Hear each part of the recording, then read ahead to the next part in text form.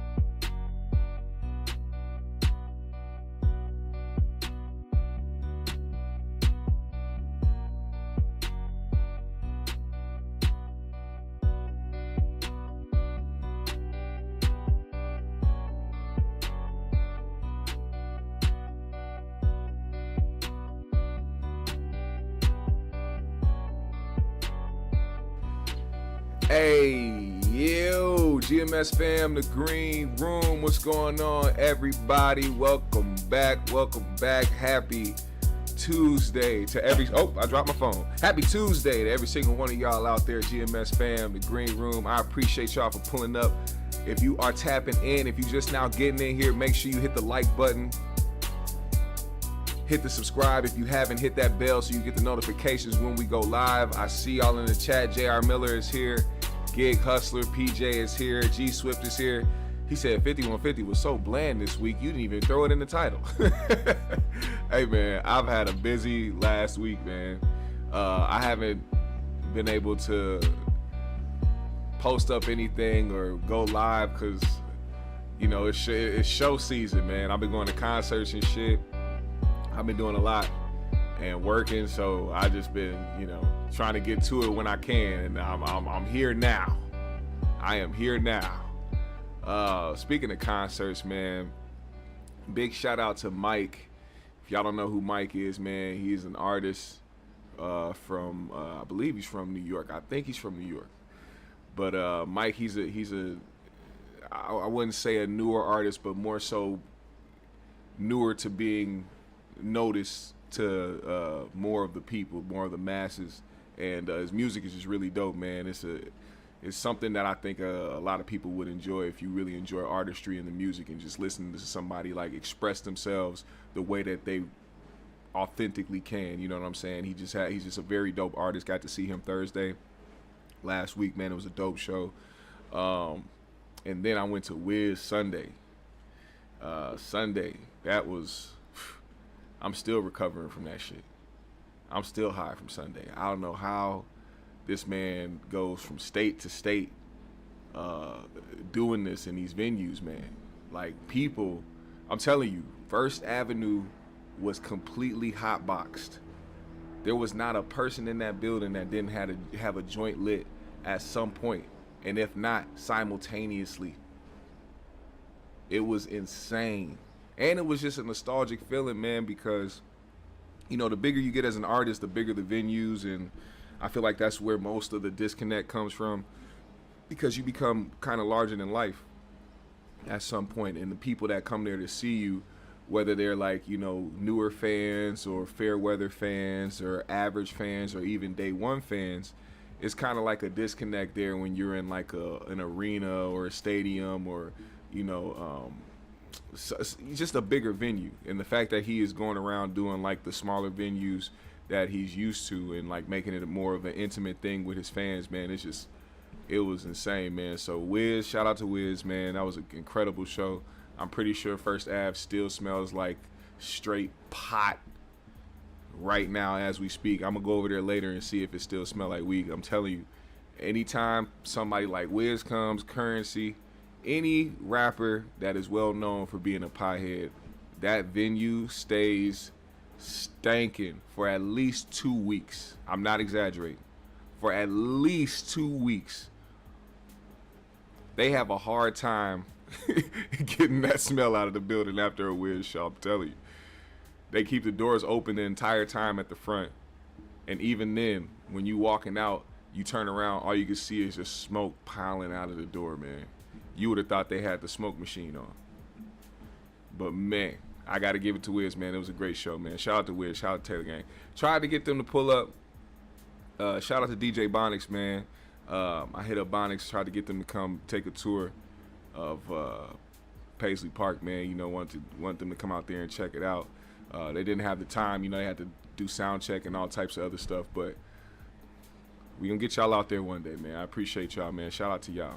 Shout out to the whole Taylor Gang as a whole, man. They raised a whole generation of potheads who were hustlers. Not just niggas that sit on the couch and smoke weed and don't do shit, but people that, you know, spoken to existence their future, man, and the goals that they was trying to achieve. You know, that's the one thing I can appreciate about people like Wiz, people like Currency, because they weren't just like, yeah, man, smoke weed because it's cool. They're like, nah, smoke weed, hustle, get the paper, achieve everything that you want to do. If anything that you interested in, go ahead and chase that shit.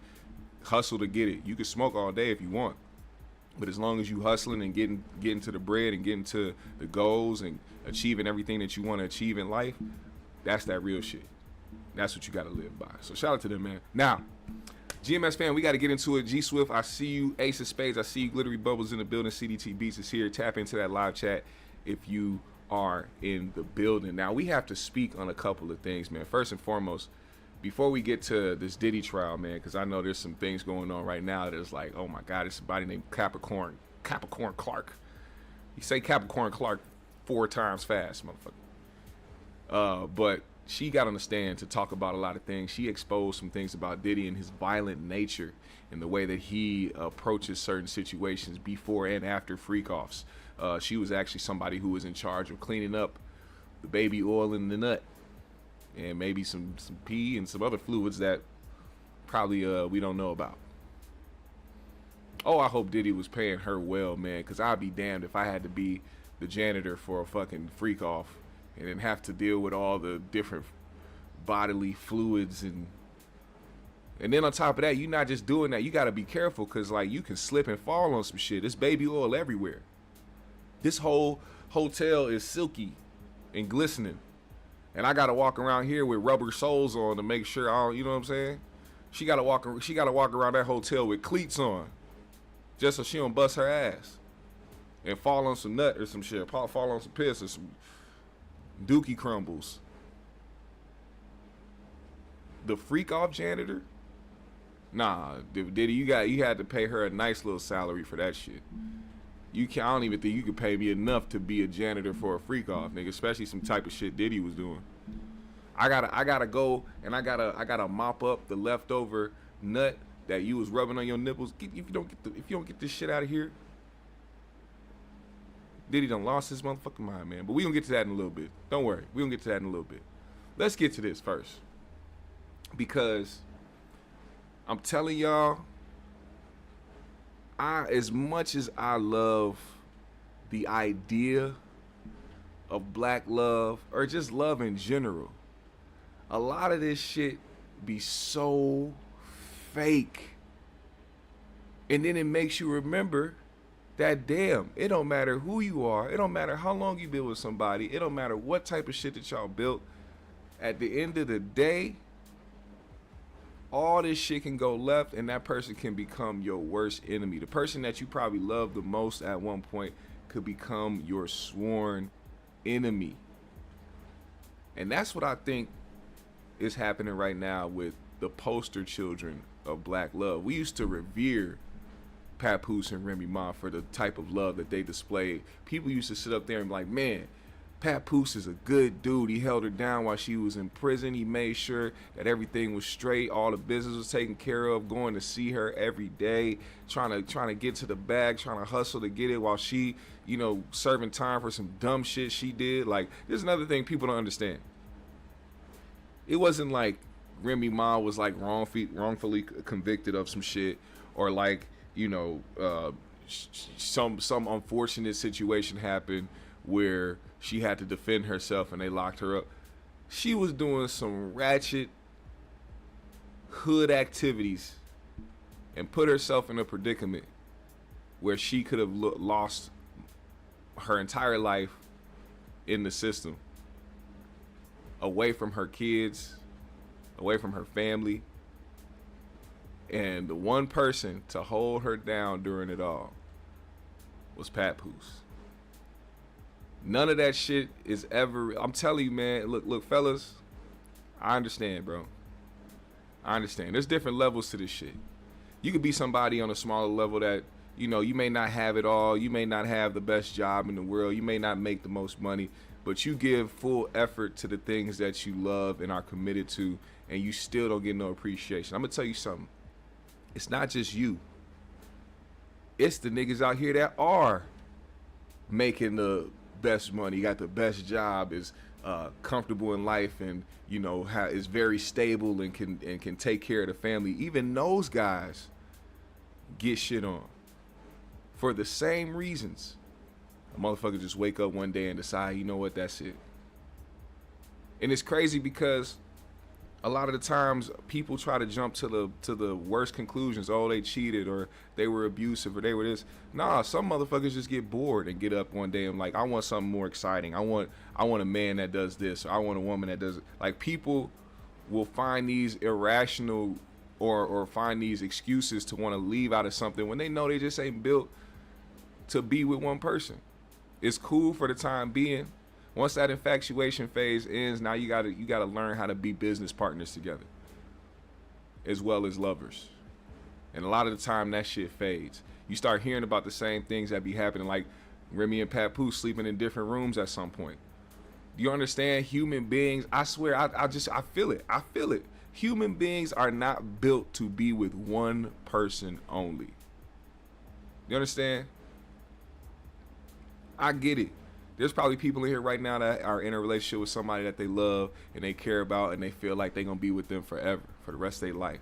You very well could be. But you cannot say that you don't sit back and think about the what ifs. To me, that's not somebody that's in love. That's somebody who is in a situation where they love somebody, they want to be with somebody, but they still have those thoughts of being tied down and having those insecurities about, if they're good enough, or if this situation is good enough for them. There's people that leave and think that they can get a better situation, knowing that they're going to run into the same issues because they didn't change. That's another thing people fuck up with. See, a lot of people will sit up there and think, oh, this person ain't doing it for me, or this person ain't doing this for me, or this person doesn't have enough for me. Meanwhile, they've been in a relationship doing things that they haven't worked on, that are toxic nature, of things that'll be detrimental to the relationship. Having mental instabilities and not working on that, but thinking that the person in front of them should be a perfect image of what they desire in a relationship. You cannot focus so much on the person you want to make somebody else into while you're neglecting the person you need to turn into, the person you need to become. If you're not doing anything to better yourself, and even then, there's some people out here that try to do the work. They'll go out here and, do the self-work, do the therapy, do all this shit, but that shit still consumes you. Just because you're in therapy, or just because you have, people that surround you that are there, support systems, doesn't mean that the same things that are hindering you, that you want to try to put behind you to become a better person, aren't still there actively working in you. It's when you actually push those aside and put those on the back burner and actually do the work to be a better person, that's when things start to change. You're not going to change your environment. You're not going to change the people that you run into or what you're attracted to if you're still going to try to be the same person. People try to go on to somebody else and think that they're going to somebody better, and you could have somebody better. That's the crazy part. You can go on and find somebody better right now, but if you are the same person you were in the last relationship you were in, the person that you just got, they not going to fuck with you for too long. Because they are going to run into the same issues that the person previously ran into. And you're going to wonder why that's happening. But see, because you refuse to do the self-work, you're going to go and resort to blaming the person that was in front of you instead of looking at yourself. That's a revolving door that people stay in. People chase the white horse all the time. It's like a person that tried meth or heroin for the first time. You never going to have the same high. That's what that infatuation phase is. In a relationship, the infatuation phase is the heroin. Then you start chasing that. You continue to try to chase that instead of trying to grow and bond with somebody and build with somebody. You hoping that this person remains the same lovey-dovey in your face. Oh, I love you, I'm obsessed with you as person that they're, you know what I'm saying? You can't expect that. We are human beings. First of all, we've been conditioned to feel like we're supposed to act like that. Real love to me is somebody that got your back and will do for you things that they wouldn't imagine doing for anybody else.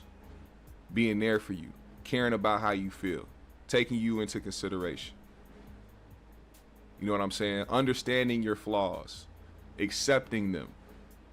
Because you can't accept all the flaws. See, if you see red flags, things that you know that won't be complementary to your life and the things that you desire in a relationship, you got to move away. A lot of people like to stay and hope that things will get better. You're not going to change nobody.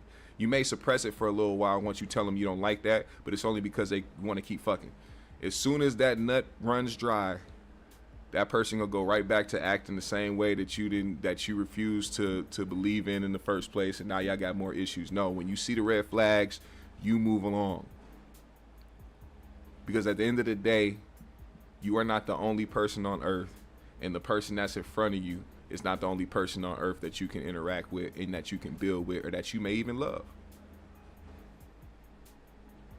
That's my little relationship TED talk. But anyway, let's get to the bullshit. So, Remy Ma and Papoose once was keeping this shit off the internet. Now they have turned into every other couple who get into issues, or every other divorce or attempting to divorce couples go to the internet and try to lay in on each other and air each other out. Now, Clarissa Shields is Papoose's new girlfriend. We all know that Remy Ma was dating the Temu version of Papoose at one point, Easy to Block Captain, who got the beats put on him by Pap one day. We all heard about that story. It was unconfirmed for a while. They kept quiet, you know what I'm saying? That's another thing. Papoose kept it solid. He kept it. How many niggas right now online can have their girl cheat on them with somebody, catch the dude slipping, beat his ass in front of everybody, including your girl or your ex-girl, ex-wife, or your whatever, and not say nothing about it, not post about it, not even do no subliminals? He kept it quiet. And you want to know why he kept it quiet? Because his wife asked him to. They're not divorced yet, so you still got to call her his wife. Call her his wife. A lot of niggas wouldn't have kept that silent. A lot of niggas would have been like, yeah, nigga. Hey, it's the ego. It's the ego thing. But he kept it solid. Even after feeling betrayed. A lot of niggas can't say the same. I try to do the same thing. With one of my exes, I tried to do the same thing. I couldn't hold it in, man. I had to air some shit out. He said, hey, bitch. Hold up. I was a good nigga. You gonna do me dirty like this? No, fuck that shit. I had to air some shit out, man. But even then, it wasn't. That's what I'm telling you. A lot of this shit, even if you keep it solid, it's not enough. It's never enough, because then you'll find yourself in a situation where, once again, shit like this happens. I've never ever been with somebody that was just holding me down, not doing that. I was paying rent from jail. Now he's a wife. Listen. Paying rent from jail? Hey, man. Did nobody tell you to go and do what the fuck you did? Did nobody tell you to not give a damn about your kids and put yourself in a predicament where you can get locked the fuck up? Yeah, you still have responsibilities. I don't know if y'all know this, but when you decide to do some dumb shit in the streets and you get locked up, you still have responsibilities outside. That's probably why you shouldn't do shit to get locked up. But I mean, that's just my opinion. This is what I would like. Papoose, you have my lawyer's information. If you can't afford to retain a lawyer, since your lawyer that the number you gave us has not been retained yet, I told you I'll pay for it. If somebody over there that loves you wants to pay for it, great. That will make me happy. Everything is signed and ready to go. I don't want nothing. I'm not even asking for child support. My daughter's school, her babysitter, her nanny, her gymnastics, her swimming, her dancing, her healthcare, her all of that, I take care of it like I've always done. I don't need anything. That's giving police lawyer talk. I'm not paying for whatever's supposed to be in them bags. No. Here they go. They right here. There they go. No. Stop. I don't know what people have. Y'all don't know what people have. My ex might be the least income making person that I've ever been with. Ever. Everybody included. Whenever y'all ready, the papers are there. I don't want anything, nothing, no things. I would like my jewelry. I would like it. Could you go pick up my jewelry from out of the pawn shop? Calling my man's Papoose. Papoose is wild. Hey, look, let me tell you something, man. People don't understand when you start to live a certain lifestyle. Once you touch a bag, and then once you realize that that bag don't last forever, because the image of whoever you are at one point doesn't last forever unless you continue to reinvent yourself or continue to go along with what is trending. The funds start to decrease a little bit. That monthly salary or that yearly salary that you were getting for a little while is not going to be the same.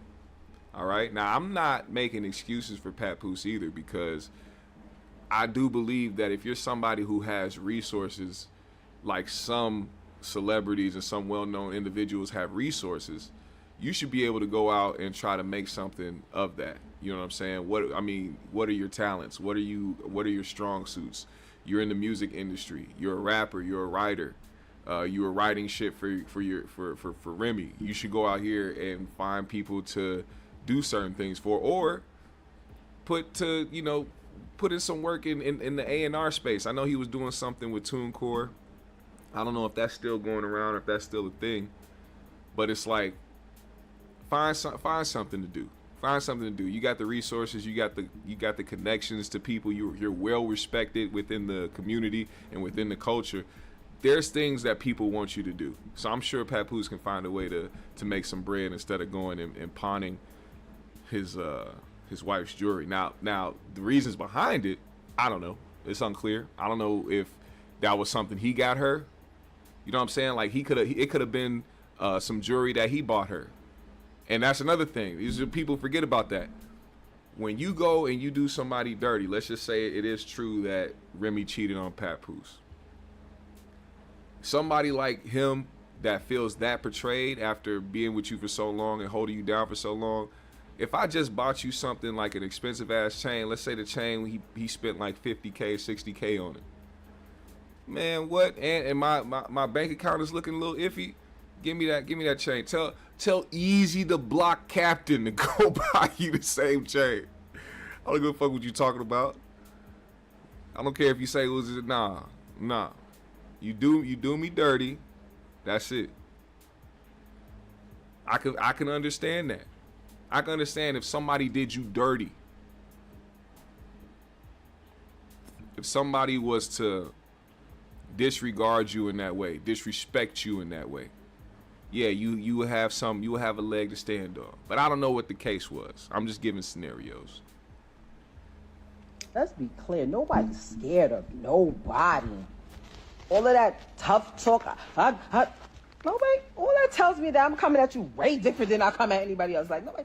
There should be no ill feelings at all. Especially in my advice. My advice was like, hey. We know you're not scared, Remy, because you shoot people. Of course you're not gonna box her head up. You get knocked the fuck out. You have to shoot her.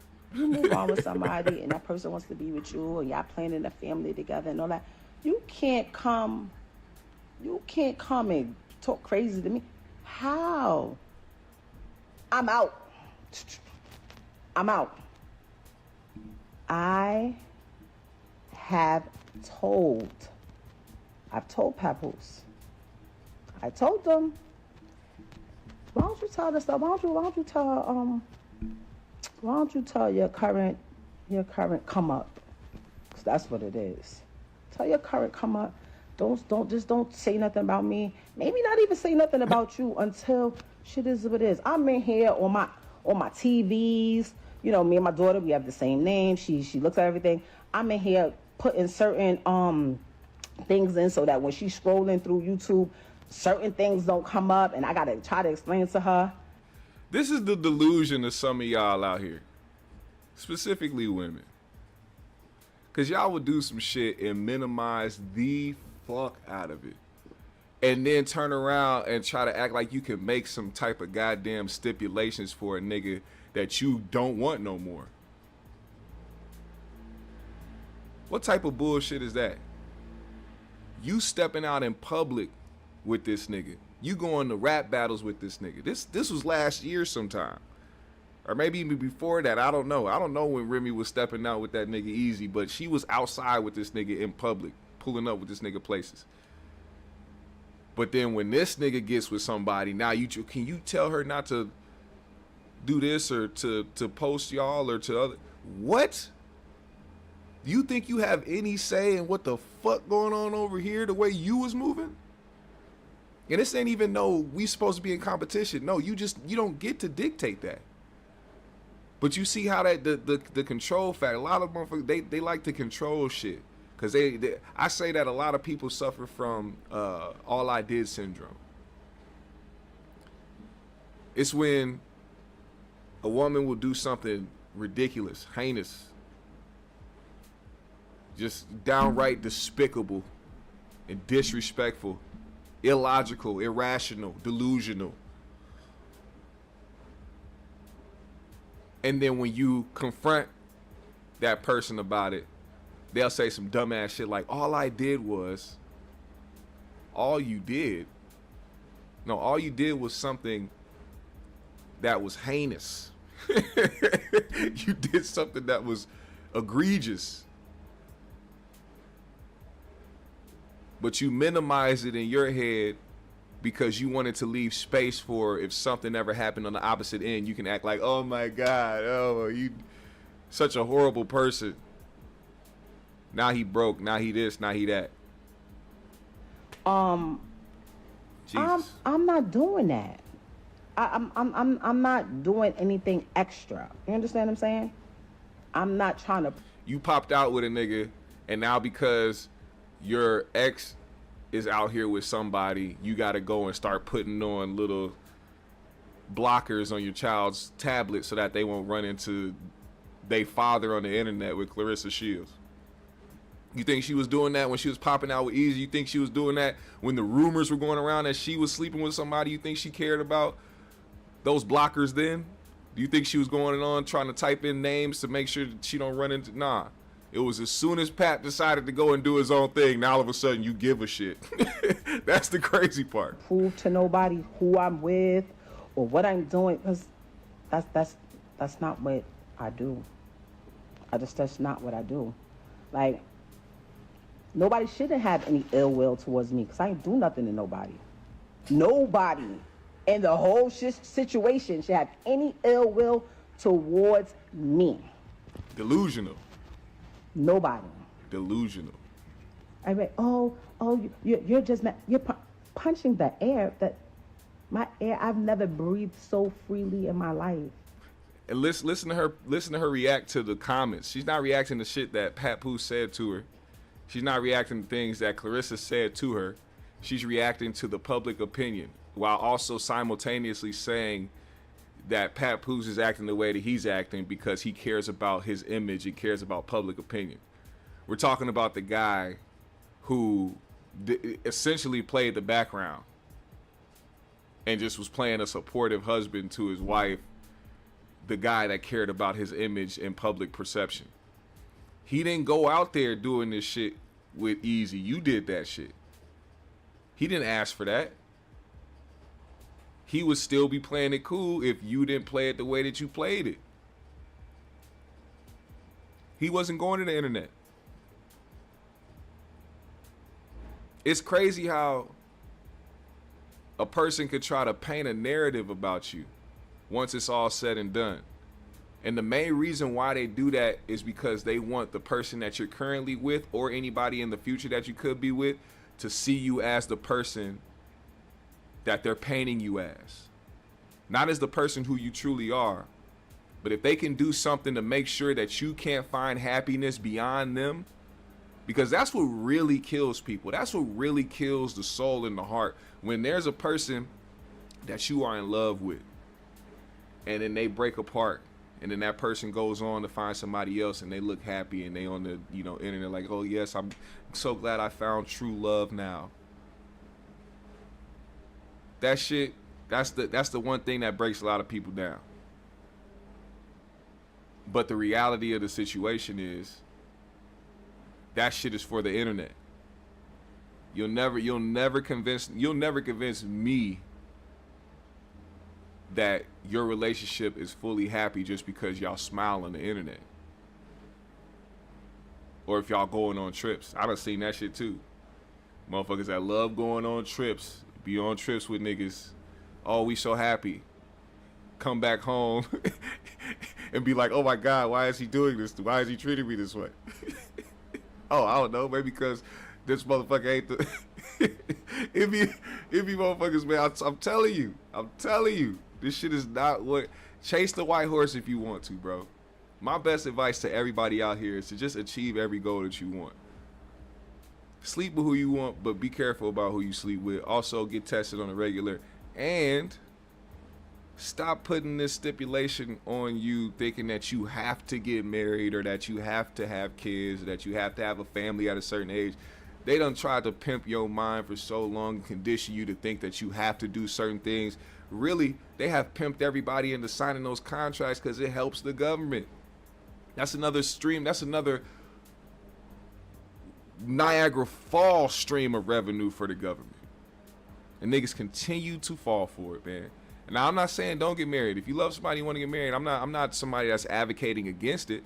What I'm saying is, don't think that you have to do it. Do not think that you have to.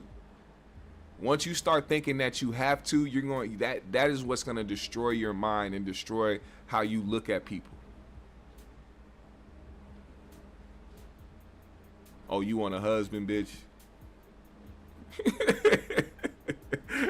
The fuck out of here, man. No, you don't. You want the idea of it. A lot of motherfuckers like the idea of love. They don't like who's in front of them. They don't really love the person in front of them. They love the idea of it. As long as they can continue to see the idea of a husband or what love is, they're going to continue to move. But the person in front of them, they're not doing the work to really understand or learn that person. They just got the idea of what love is in their head. They infatuated with that and not the person. No, I'm not. I love, man. Yeah, right. I've never go. He said GFS go a red pill. No, I am not, man. No, I'm not. I've been being very careful not to just say women because niggas be on that bitch ass shit too. Niggas be on that bitch ass shit too. They be the guys that be gaslighting and doing all this extra shit trying to keep bitches around that they know they don't really fuck with. This guy's doing this shit all over the place. Guys leading these women on to make them believe that they in love or making them believe that they the guy. See, that's another thing that's fucked up. It'll be a woman out here that really do want a relationship and really do want to be married and really want to have a family and putting her all into something and really loving on a dude and really being there for him. Not even, and so much so that she not even expecting too much out of this nigga. She just love the fact that somebody's loving on her and reciprocating shit. But this nigga playing her the whole time, got other girls on the line, got ulterior motives. When it comes down to what's important, he not showing up. It's certain shit like that, and then you know, some women will look past that because of their heart and because they love that person and they hope that that person can become who they want them to become. And then once they don't see that, dude end up doing them dirty. They start finding out a whole bunch of shit. It starts to deter their idea of what love is, and it starts to make them resent it. And it starts to make them not trust men. And now every man that they come in contact with, they got that stain from the last relationship hindering them from fully investing themselves in somebody that may actually now at this point want to fully invest in them too. Because that's how the cycle happens. You either have a dude or a woman do somebody dirty, then that person that got did dirty, now they trust issues have stemmed out. And now anybody that they come in contact with, they thinking, which is, I mean, it's not a bad thing to be on the fence because you never should fully trust anybody. You never know. You got to spend that time with them. That's why I say knowing somebody and learning somebody is important. When you get into a relationship, a lot of things people got to understand. When you take that leap and say, I want to be in a relationship, it's one thing like, oh, you just want a boyfriend or you just want a girlfriend and y'all just, you know, doing y'all thing and it's cute for now. But if you somebody that want a family and you want to get married and you want to have a union with somebody, a bond with somebody, you got to know that if that's something you desire in life, the person that is in front of you, you have to continue to learn that person for years,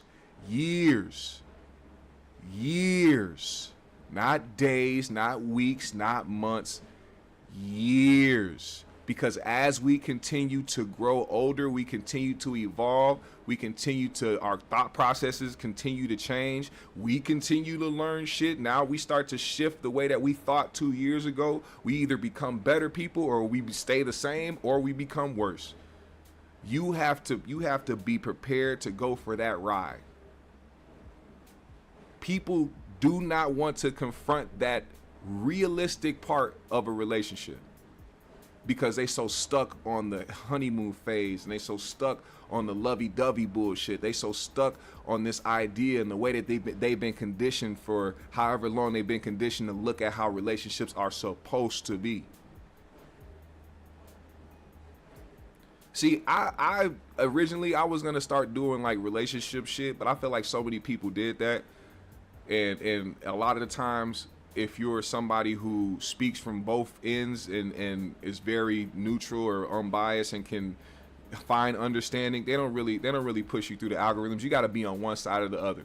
You either got to hate women or you either got to hate men. You know what I'm saying? Even if you're a man that is speaking up for women, you got to make sure that you're on one side, because that's what's going to push the algorithms, because there's so much of women and men fighting against each other and pushing these narratives against each other. I'm not trying to push no narrative. I'm just speaking from reality, from what I've been through and from the people that I know have been through. I can't speak for everybody. I can't speak for every woman on earth or every man on earth. I can't speak to that because I ain't met everybody. I was just speaking about that the other day. You got people that live in certain regions that has only dated regional, only people in their state or in their city talking about all men this, all women that. You only been around the same niggas that you've been around in your state. You ain't traveled over here to go try to find. You ain't moved out the state. You ain't moved out the country. You haven't met everybody. Your soulmate right now. You are probably in a relationship with somebody you love and you care about and you feel like you want to spend the rest of your life with. You have no idea your soulmate is somewhere else across the country. Now, I'm not, that might have come out wrong. I don't want people to think that you have to continue to strive to look for better, but I'm just saying, Your choice to be with who you are with right now is your choice. And if you feel like that person is who you want to be with for the rest of your life, you have to not just compromise, don't be complacent, and don't let yourself get to the point where you just have to accept things to accept it because you love somebody. No, we have to compromise as in, oh, there's things about this person, they have certain flaws, but it's not detrimental to this relationship to where I don't want to be with them. Oh, this bitch got a hiccup problem. She hiccup every 2 hours. So what? Hey, baby, taking a deep breath and hold it for 20 seconds. You know, shit like, it's like shit that ain't gonna bother you. Oh, you a little gassy, baby. You fart a little, so you fart sometimes. As long as you wash your ass, baby. As long as you wash your ass. I love you. I love you. I love you. It's just shit like that. But if people are doing things, treating you a certain way, things that you can't deal with, things that you can't handle, don't just be like, well, I love them and I just want to see if this will change. It ain't gonna change.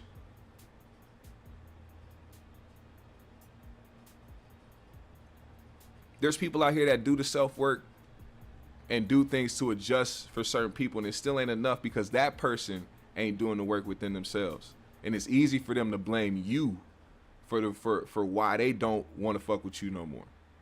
When in reality, it's the same ideas and the same bullshit that they've revolved in their mind the entire time.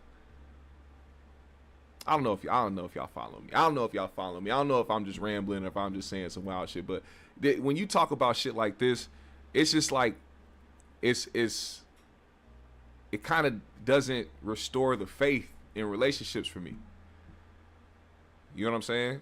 Like, Papoose and Remy Ma aren't the poster children of what relationships should be. We just kind of put them up there on a pedestal, which we got to stop doing. I am so glad that people stop doing the relationship comparison shit with these celebrities. Oh, I want a Beyonce and Jay-Z type. Or I want a Will and Jada. Or I want a Remy and Papoose. And we done seen how flawed these relationships are. Jay-Z cheated. He also got heel to inner thigh and chest and arm in an elevator by his wife's sister. This shit is toxic. Will and Jada. Jada was having August Alsina flip her upside down, spread eagle, and was just dipping his Johnson. Just dipping in it. Like, I love it. Jada, I love it. He wasn't supposed to put that out into the public. That's why Will was like, hey, man, you got two choices, man. You got two choices. You either die right here where you stand, or you can just start fucking niggas. Ain't no more. You have found your way out of pussy for the rest of your life. It's either you die right here today, or you just go start fucking niggas. And what you think August decided to do? That man preserved his life. He's fucking niggas now. So I'm just saying, everything's fucked up. Okay? These relationship shits ain't the same. Now, Papoose went on the internet. He decided that he was going to respond to Remy's live. And this is what he had to say. I'm going to play part of it. This is a very long live. I don't have time to sit up here and listen to people's quarrels like this, especially people who we've never been involved in their relationship behind closed doors. You can only tell us so much of what you want to tell us, to the point where it's like, all right, nigga, like, y'all went through this shit. Y'all was the ones that was around each other for X amount of time. We don't know the ins and outs. We don't know y'all thought process behind the decisions y'all made that day. But people be quick to try to, do the fuckery. But he's on audio saying blackmailing you. So which one is it? Which one is it? You've told me numerous times you don't deal with him no more. You want to go on Instagram and say you with your child every day. No, you're not. You just started being with the baby after I left. Once I left, you started trying to prove to me that you're with the baby and you're doing the right thing. You're doing things that I've always wanted you to do. You just called me the other day and said happy anniversary. I didn't even say it back to you, Rem. I didn't say it back to you. You know why? Because when our 15th year anniversary came, which was a milestone, we were supposed to have the whole thing that we did in the 10 year. You didn't want to acknowledge it properly because you was too busy running around doing what you was doing. Now I'm in a space where I moved on. So for a person who got all these lies to say about me, why is it that you try to call me the other day and say happy anniversary? Why is it that when I went to pick my daughter up, you asking me for gifts and things like that?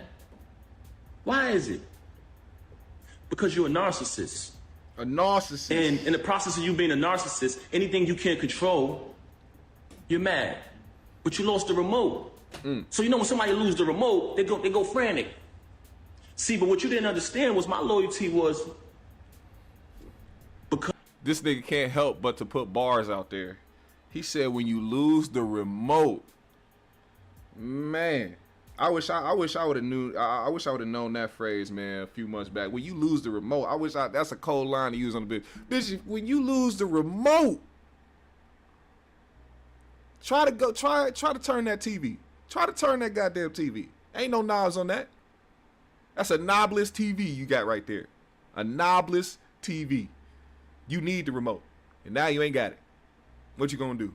Your TV done grew some legs and walk the fuck up out the house. because I said wedding vows before God. Better for worse, richer for poor, sickness and health, death to his part. And I lived that out. I did nothing but take care of you. Every utility in that house to this day right now is under my name. The alarm company called me today. You talking all this money talk, you just paid a cable bill probably within the last 2 weeks out of my account. I had to bail you out of jail when you caught your case. When you had to pay the civil case. And we backtracked it. Who account did that come from? Me. You didn't have a dime. Slay warned me. May he rest in peace. He warned me. He warned me. So when you say malicious things about him, now that he's deceased, I know why. It's always your homies too. It's one of your homies. I'm telling you, every dude in the chat right now can vouch for this. It's always that one homie that warned you about some shit that you didn't want to hear because the bitch was too bad or she was too good at the time doing everything you liked her to do. But your homie was the one that saw through it. Your homie was the one that was like, nah, man, I don't know. You should probably take it slow or you should probably chill on that. You should probably vet it out a little bit. I should listen to some of my homies, man, a couple of my niggas, man. Shout out AP, man. Hey, if you know who AP is in the chat, put a AP in the chat, man. Shout out AP, my nigga from 3Gs, man. He was one of the few that was like, hey, man, I don't know if you should just go jump right into something, you know, after, you know what I mean? And I'm sitting there like, all right, man, look, but you got to understand, man, this girl different, man. She different. She just, I get it, man. I get what you think. That's how niggas, I get what you think. But I'm trying to tell you, bro. Sometimes you got to live and learn, man. You got to live and learn. You got to be able to, you know, evolve past that. You know what I'm saying? That's what you got to do. AP is one of the most wise individuals. He may say some things that might rub people the wrong way, but nonetheless, he's very honest. And that's why I value that guy as a big brother. You know what I'm saying? Because he ain't never told me some shit that I couldn't take and utilize for myself. You know what I'm saying? So shout out to AP. Also, shout out my nigga Food, because he was like, I ain't trying to meet this motherfucker till next year, nigga. We gonna see what happens. And sure enough, ain't no meat finna happen. Pause. Because you know the truth. So all of this money talk that you're talking, you're a liar. All you do is lie, very bipolar. Say something 1 minute, and she'll say 5 minutes later that she never said it. Oh, wow. She will say she never said it. Right now on my phone, and like I told you, I never wanted a penny. I never wanted one dime. All of the music I wrote for her, I never wanted one penny. I never put my name on the credit. I never did anything. When people said, we know Pat writing that. Oh, you want to go in here and say, oh, I was making music before him. You was. That's why when I started writing it, they saw the difference. You want to talk down upon me. You want to try to assassinate my character. But in actuality, there are people who interact with us. Anybody who ever been around her and never been around me, please step to the front. Am I respectful? Am I considerate? I come from a very big family. I'm very loved. I'm very loved. inside and outside. And guess what? Your family love you too, but you don't love them. You're very cruel to people because you're a narcissist. And you know what? It hurts me that I gotta even say this about you, that I gotta even come on this live and do this. But the fact that you tried to mention my children, the fact that you had the audacity to come on here and say, I haven't seen my daughter, when you didn't allow me to see my daughter. December 14th, when we gave my daughter a birthday party, you came to my attention. We spoke about the party. I said, how much is the party? You told me the amount of the party. You put up your half of the money for the party. I put up my money for my daughter's party. When my daughter's party took place, you had the audacity to send me a text and tell me not to come to my child's party. Why did you do that? Because I moved on and I wasn't sitting in the house watching my daughter while you run around with this lame, come home to me and say you wasn't with him. Ooh. Why would you be with him? He's so beneath you. Ouch. Ouch. She lost the remote control. That's crazy, man. That's crazy. Well, all I did, Pap, was run around with the T-Move version of you and was trying to go to rap battles. I didn't really do nothing bad. See, but you now you running around with somebody else. I don't think you should be at our daughter's birthday party because I don't want this bitch coming. Oh, now you get to control who come through now. See, they'll do shit like that. They'll tell you not to show up somewhere and then get on the internet and say, you didn't even come to your daughter's birthday. You crazy bitch, shut up. Fuck you. When I noticed that you was probably getting blackmailed because you're such a liar, I tried to protect you like I always protected you. You want to make it, you want to go on the gram, you want to play games about me knocking him out, that's a small thing. That wasn't the first time you saw me in action. Ooh. But you know what? Like I said earlier, there's 3 reasons why she started to have so much animosity towards me. One was because I knocked him out. And it wasn't because she cared about his well-being. It was because she had been, as a celebrity, as a famous person, who could be a role model if she wanted to, she has been behaving. That's how you know Pap still love her. That's how you know he still love her. He said some delusional shit like that. She could be a role model if she wanted to. No, she can't. Remy Ma does not have a role model in her body. I'm sorry, Pat, but you gotta understand. It's over now. Be real, brother. In a very, should I say promiscuous? Should I say promiscuous? That's how you know niggas still in love, when they try to protect their ex's feelings. You know what I'm saying? You know, they try to say it's out of respect, but it's like, nah, these motherfuckers out here disrespecting you. You say what you need to say, man. Get it off your chest. Be real. Ain't no coming back from that. Y'all ain't finna get back together. Ain't no we finna run it back. Say what's on your mind. Get it off your chest. You know what I'm saying? You gotta learn to do that. She has been behaving in a very not too respectful way. And it's been right under the nose of the entire industry and everybody. And people allow it because some of them are groupies. Some of them are clout chasers. Some people, you know, they know the truth, but they act like it's not happening. By me knocking him out, it kind of put it out there, what's really going on. Also, she tried to fool y'all and say, what person would be in a marriage with a loving husband, being taken care of, bills paid, and cheat? You know what person would do that? You. You. Everything would be fine, and you would still violate. Because you know why? You can't keep your legs closed, Rem. That's one of the main problems with you. I could sit up here and run through your body count, but that's not what I'm going to do, because I'm not here to tear you down, and I'm not here to disrespect you. I'm not here to do that. But the fact that you mentioned my children and you fabricated after you have already been documented and recorded telling the truth about how I supported you when you was away. Telling the truth about our entire time together. But it wasn't good enough for you to move on and be an adult after you cheated. And I gave you numerous opportunities to stop the cheating. Glittery Bubble said, Pap and Remy still love each other. They're going to get back together in about 5 years from now, and they'll laugh at all of this. Timu, Pap, and Clarissa are pawns in all of this.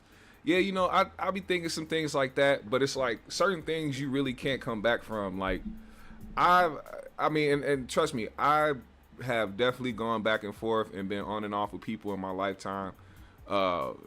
Nothing like with my baby mom. I think that for me was like one of those things where it's like, oh, you know, y'all have a child together, so y'all have to try to make this work. You know what I'm saying? Like, you can't just skip past this because this is somebody you have a kid with. But when you realize that shit ain't enough in a relationship, then you'll know how to move. You know what I'm saying? You'll really know how to move in a more genuine way. Like I've said before, like, I mean, people that have been here for a long time, y'all know who she is. She's been in the chat before. She's been in the chat for a long time. You know what I'm saying? Y'all know who she is. But we don't have any issues with each other. You know what I'm saying? Like, wasn't no online back and forth where, you know, once we were done, we were just airing each other out and shit. Like, you know, like I said, there's been times where I've had to, like, you know, get some frustrations off and speak my mind, but there's never been like a beef between us or nothing like that. Even with, you know, us, you know, getting in different relationships, it's not even like I don't have the weird situation where I gotta feel weird when I come around them or, you know, see her dude and shit like that. Like, it's never been weird. You know what I'm saying? I think we're both people that understood, like, we were together for a while and it's like shit ran its course. There's no like lingering shit there where it's like, you know, hopefully somewhere along down the road when we feel like we've tried to explore different options, we can come back together. Nah, ain't none of that, man. I think people need to learn when to let go and to move forward on and just move in life. Cause I think you have to understand those certain chapters in life. You don't read chapter 1 and then start scrolling through the book and get back to chapter 1 after chapter 20. You continue to move chapters in life, and every single chapter has to be something that is greater than the last. I think people are so fixated on trying to find something better as well, or what they perceive to be better, when it's really just something that's more conducive to who you are and what you desire in your relationships. There's a lot of different people that possess a lot of different attributes. You're never going to find somebody that possesses all of them. You're only going to find somebody that possesses enough for you to feel sustainable in a relationship. So that's just kind of how I look at things. Lady Hotep said Papoose must have a 3-incher. Damn, why? Why? Do you think somebody would have stayed in a relationship for over 15 years with somebody that? And I'm not sitting here trying to vouch for another man's meat, but I'm just saying, with what women speak on when it comes to, you know, how well endowed a man is, I don't know too many women that's just gonna, you know, disregard pleasure in a relationship for 15 years. Unless they love a 3-incher. Shit, if you love 3 inches, bitch, go ahead and do your thing. I don't know. Maybe some bitches like that, but I mean, what? How did that equate to that? I'm confused.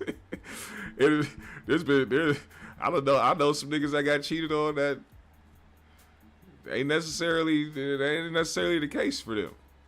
They ain't cheat because the motherfucker didn't have it. It's probably just because the bitch like to cheat. Speaking from personal experience. It's bitches like just cheat because they like to cheat. And niggas be cheating because they like to cheat. Shit. Nikki Love said, dude was wrong shaking Pap hands, smiling and giggling in his face while the whole time sleeping with his wife. Yeah, niggas is weird, man. I'd had situations where, you know, females had like a male best friend, and that male best friend was somebody that tried to get at them at one point, but that girl wasn't really going. So he kind of just settled for the fact that they were going to be friends, because if he couldn't have her as a girlfriend, he'd settle for having her as a friend. And that kind of left the door open for the possibility that whenever this girl got into a relationship, she go and talk to him about it. Now all the advice and the different bullshit that she going through, he always gonna be the permanent shoulder to cry on, because he wants that intimacy from her. He can't smash, but he can get close enough to where she can feel comfortable enough to satisfy him enough to be like, yeah, well, she loves me. She'll sit here and lay her arm on me, or lay her head on me, or, you know, hug on me and tell me about all the things that's going wrong. He'll accept that shit. That's another form of simping. The nigga don't really like you. Like, you'll meet the dude and he'll seem cool because he want to be the cool best friend, but really he don't fuck with you because you doing what he desires to do. Now, for women out there that have male friends or male best friends, now you understand fully what like goes through the process of a nigga's mind, because we've been those male best friends before. We've been the male best friends, not in the simping case, but in the case where we probably did smash at one point, like back in the day. But now we just like, oh yeah, you know, we friends. We ain't in love or nothing like that. You know, we love each other as friends, and we know we move that way. We be dating people and, you know, shooting the shit like we friends. But there's always that underlying shit there. You was attracted to that motherfucker at one point. Y'all was going at it at one point. And it was probably a point where she was probably fucking with you heavy and you probably just wasn't going. That's sometimes how those male best friend situations be ending up too. Your girl was probably pursuing him at one point and he just wasn't digging her like that. He didn't take it seriously. So now she accepting the friendship because now she want to have that attachment. That's like when girls try to stay friends with their exes and still go into other relationships. Like, what do you still need that connection for? That literally is just for what it is, a connection with that person, because you don't want to lose it. That's an attachment to somebody that you don't want to lose, even though you're trying to move on to another relationship. This is weird. Glittery said, Pap and Remy are battle rappers. This is just a rap battle. It's just playing out online. Gig Hustler said, your wife having a body count while married is crazy. Oh my God. Yeah, it is. CDT said, oh, he's responding to Nikki. Nikki said, they say you should never chew gum twice. You're absolutely right. Glittery said, that's really mature of you, GMS. The way my petty is set up, I gotta see you effed up, especially if you cheated on me, before I can be cordial with you again. Sorry, not sorry. I'm gonna tell y'all something, man. Fuck it, I'm gonna just tell y'all. I'm gonna tell y'all, because the type of dude I am, it's crazy how some people will do me. Sometimes it's crazy how some people will like be spiteful towards me or try to want to see me like fucked up or some shit, or like really like discourage me in different ways and be like, yo, like I really fuck with you, like I was really a good nigga to you, why would you want to try to do me dirty? What's wrong with you? Like I don't negate the issues that we went through or certain things that I take accountability for, but I mean, I'm not taking accountability for some shit that was heinous or some shit that was horrendous or some shit that was abusive or some shit that was, you know what I'm saying? Like I can understand that. But if we get into like disagreements and shit like that, I don't equate to you trying to do me dirty once it's over. Especially if we broke up in a way where it wasn't like us like screaming and yelling and toxic shit. It was like I wouldn't say it was a cordial break, but it was more so like, yeah, like, okay, it's done now. You know what I'm saying? Like, I'm not the type of dude that's gonna be spiteful. Now I'm gonna tell y'all something, all right? Because what Glittery just said reminded me of some shit. Now, I had an ex, right, that on my birthday, they purchased me Kendrick Lamar tickets to the GNX tour. So it's like, okay, cool. You know, we gonna go together. It's 2 tickets. We gonna go together. We break up a few months later. It's like a couple days, because, you know, after we broke, we didn't really talk about the concert. Like, we kept in contact here and there, you know what I'm saying, about different shit. But we never spoke about the concert. We never, like, got clarity of the concert, like, what was going to happen. So, like, a couple days before the concert happened, I hear her like, yeah, so, you know, we never really talked about the Kendrick concert. What do you think, you know, what's going to happen? Like, are you know what I'm saying, Are we gonna go? Are you gonna just give me like what's happening? Because I didn't have the tickets physically. She just bought them online, and she let me know that she was gonna use those tickets for herself. All right. Now, at that point, that was when I decided, okay, I can't mess with this girl. I can't. Because for some reason, you trying to do something to spite me. Like if I gave you a birthday present, I'm not gonna take it back because we broke up. Now, if you did some foul shit to me when we broke up, I might do that. I might. Like, bitch, you tried to stab me or kill me or some shit. Nah, you ain't finna go enjoy a concert on my dime. Fuck you. But if you still got love for somebody or you actually care about somebody, you're not gonna worry about some concert tickets that you got them for a birthday. And on top of that, it wasn't like I was trying to get back together with this person or try to like, oh yeah, let's go to this concert and try to rekindle the flame. Like, come on, man. Like, I just wanted clarity. I didn't even care if you use the tickets for yourself, but communicate that so I won't be thinking that something else is finna happen and then you wait. Like, I had to talk about it. Like, if I didn't say nothing and just assume that a person that got me a birthday ticket, or birthday present, I'm supposed to just end up going to some shit that I ain't got access to. Like, you at least supposed to talk to a nigga about some shit. At least that's me. I would be the person to at least talk to you and be like, hey, I know I got these for you as a birthday present, but seeing as we're not together anymore and, I don't see us going together, I'm just going to use these for myself. I would be disappointed, but I would respect the fact that you came and talked to me about that. You know what I'm saying? So she ended up using the tickets for herself and somebody else. But that didn't stop me from going to the concert. We still made it. You couldn't stop nothing. All right? Now, I don't hold no resentment. I don't hold no grudge. I'm not spiteful. I don't need no revenge. As a matter of fact, that was just another reason for me to be like, see, this is what I'm talking about. Like, when somebody do something towards me, God look out for me in every way, all the time. It was the day of the concert when I got the call, like, hey, pull up. We going to Kendrick. This person didn't even know what happened. So it's like simple shit like that. That's why I don't ever stress too much shit or be the type to hold grudges or to hold spite in my heart, because if you know God be looking out for you, man, the people that do you dirty won't mean shit in the end. They won't hold no weight over who you are and the decisions you make in life. So that's all it is for me. Shout out to Jesus Ramirez. He said, GMS, you ready for Backdooria War Saga Episode 5? Attack of the Boo-Booic Clones? DJ Blast said he would go on Corey's show and he would bring Corey on his show. All this while interviewing Aries. He did? Oh, shit. Video incoming.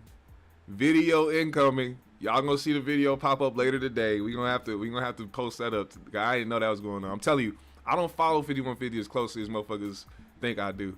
I don't follow all that shit. If they talking about Corey, somebody gonna have to say, like, what you just did now, that's how I be finding out about shit. People hit me up and tell me about it. And I'm like, all right, I'll go find it and then make a clip about the shit. That's why you don't see me post every day like a lot of these guys do that post about everything, like a video clip about every instance, every trending topic, because I truly don't give a fuck like that. I really don't. And I'll be trying to give enough fuck to talk about it. So, I mean, and that's the thing. Whatever y'all want me to talk about, I'm there. So I'll talk about it. As long as y'all fuck with it, I'll fuck with it. Let's see. Beaky said, a gift is a gift. If I bought it for you while we were together, it's still yours when we break up. Man. Now, if it's a car. If it's a car. Oh, man. Bitch, I'm G Herbo, man. Give me that shit back. You ride around the car I bought you and you want to break up with me? Tell the other nigga to buy you a car. Fuck you talking about? Anyway.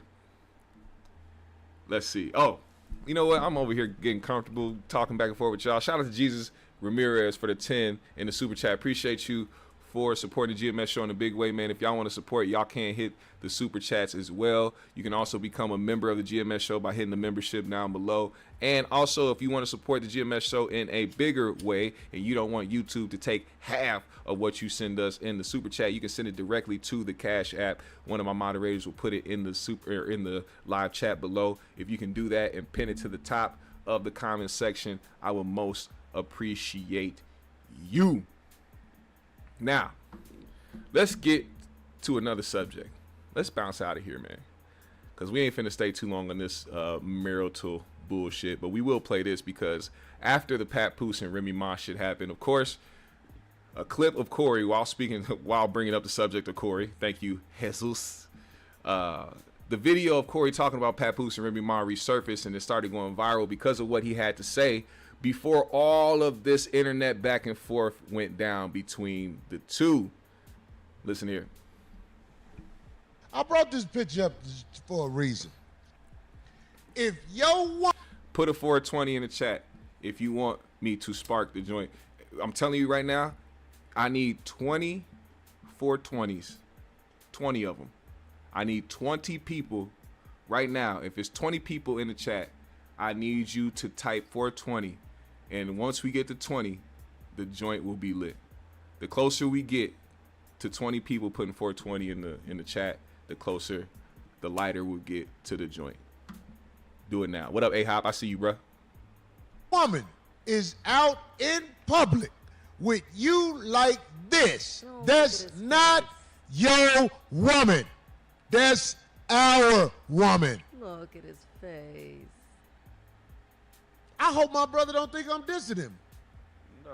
If your woman is in public with you like this, I don't care if you agreed or disagreed. If she out in public with you like that, that's our woman. If your girl walk with you in public like this, you can't protect her.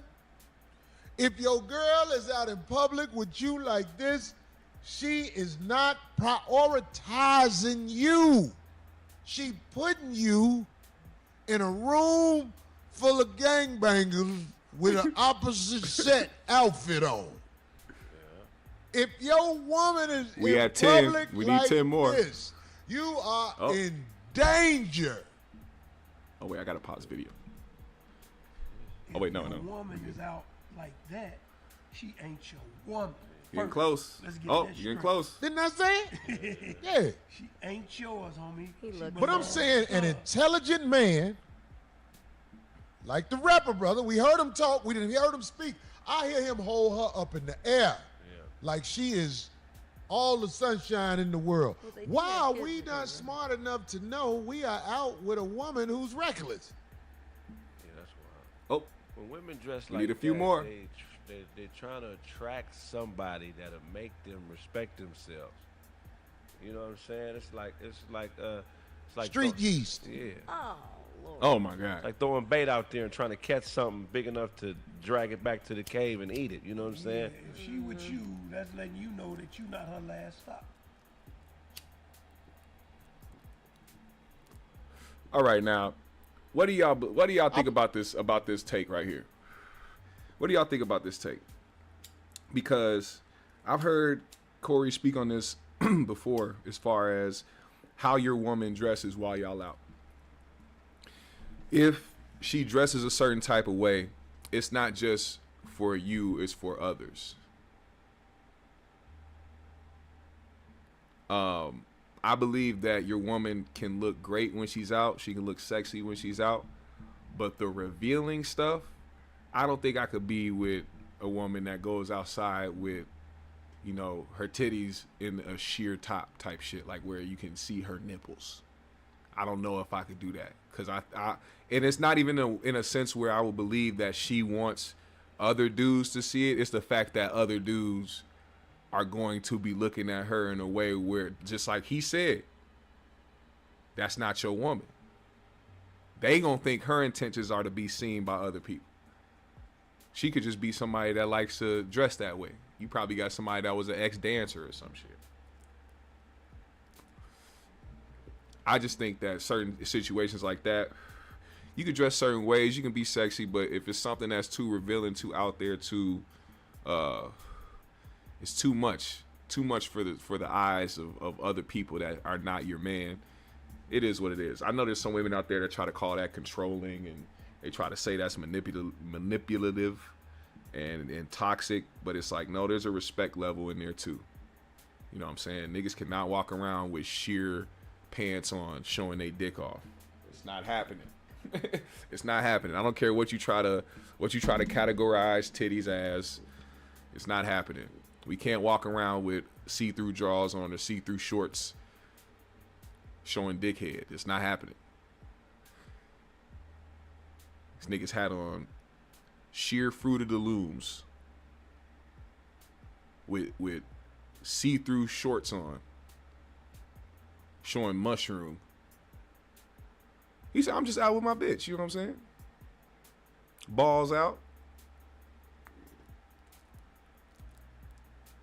Shit don't make no sense. I don't ever see that. That ain't never a thing. Thank God it's not a thing. Thank God we ain't gotta walk outside and see niggas dangling back and forth with sheer shorts on, trying to go commando. I don't know. This is just me. You know what I'm saying? Other people are different. I know some dudes that don't care about that because they know that they girl is their girl and they gonna go home with her, blah blah blah. I get that, but I'm not. You know, it wouldn't look right to me. You know what I'm saying? To me, it is a certain respect level. Trauma said, "LOL, it's because I was broadcasting to a TV at work listening. LOL, GMS was about to light up a joint in front of some people on the Eddie Arcadian side of the game."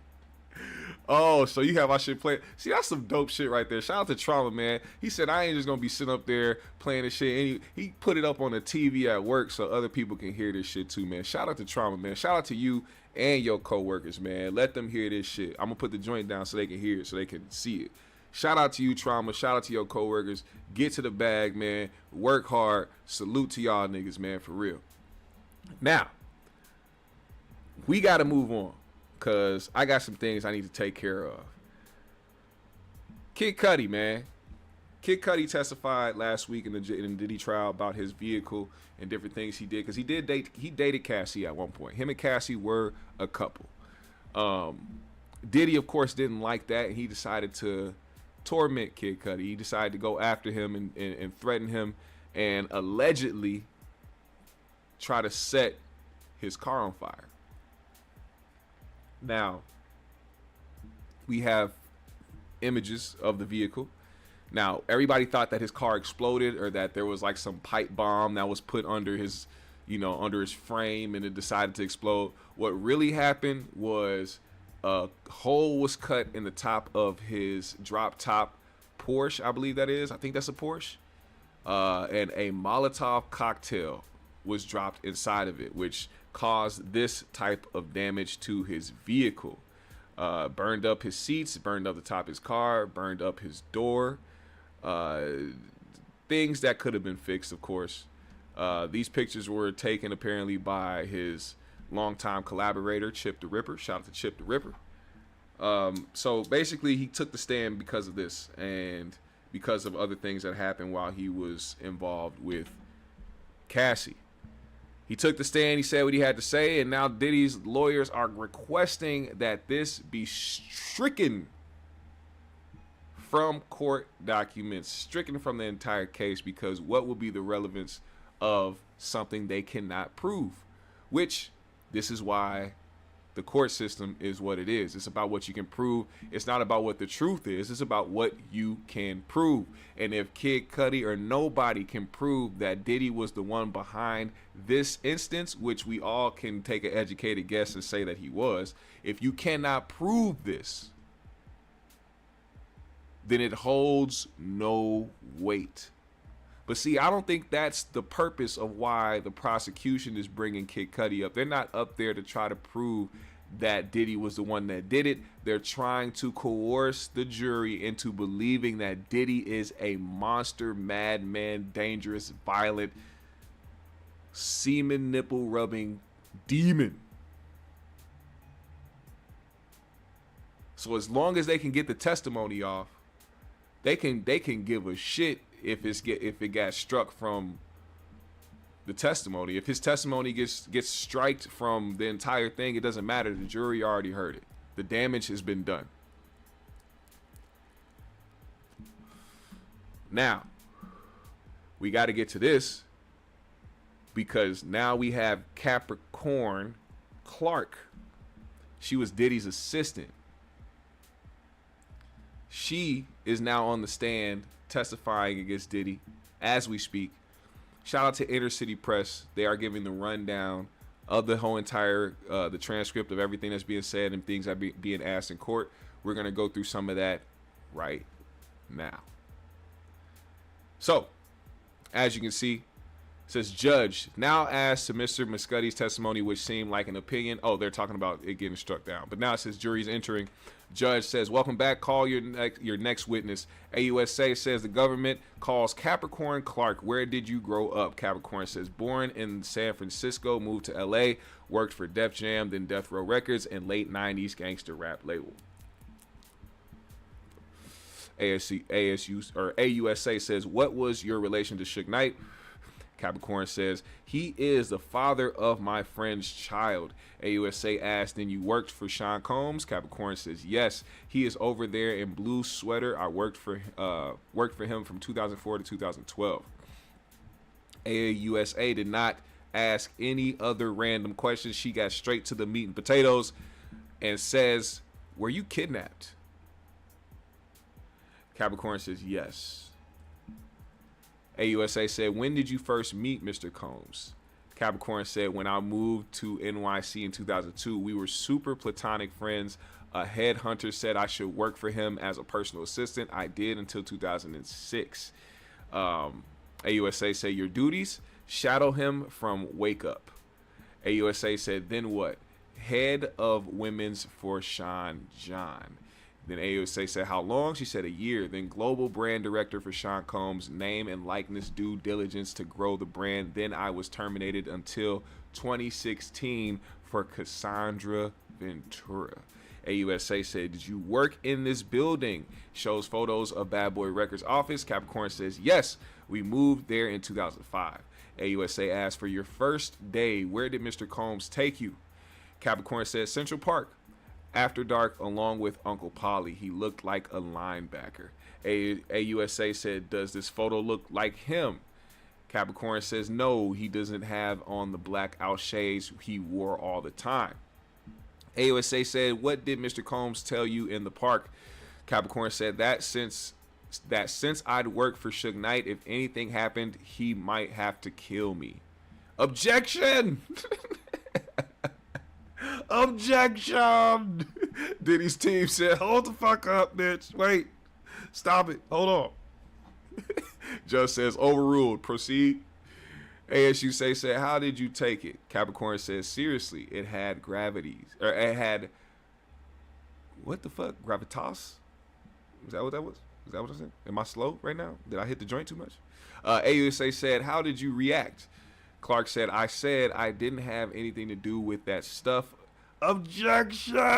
Every time there's an objection, they are in shambles. Judge said, sustained. Miss Steiner. AUSA said, what was Polly's role?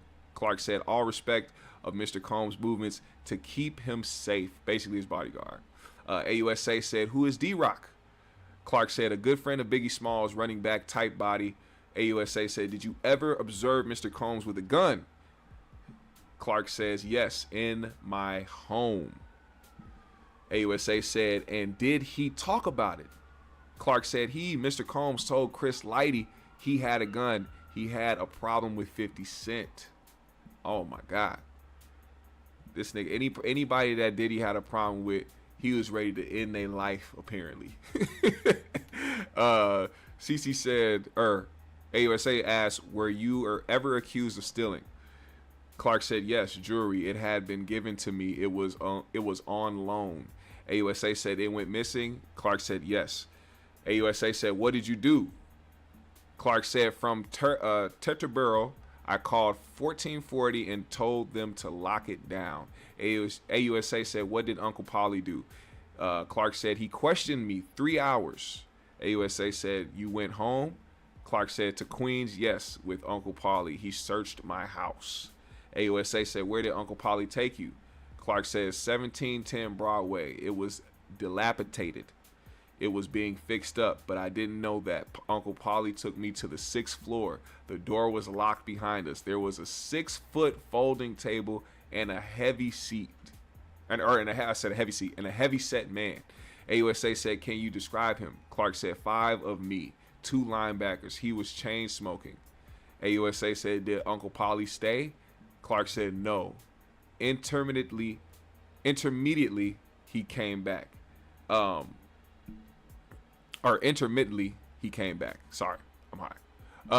AUSA said, what did the heavyset man say? Clark said, I was there to take a lie detector test. Holy shit. So something got stolen from Mr. Sean Diddler Combs, and he said, I'm going to set this up like some type of mob movie where I bring you to the 6th floor of some dilapidated building with a 6-foot table, 2 large individuals, and a lie detector machine.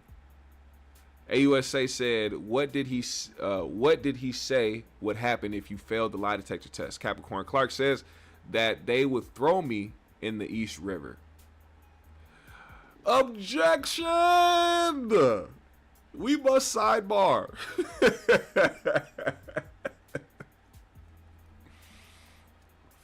Oh my God.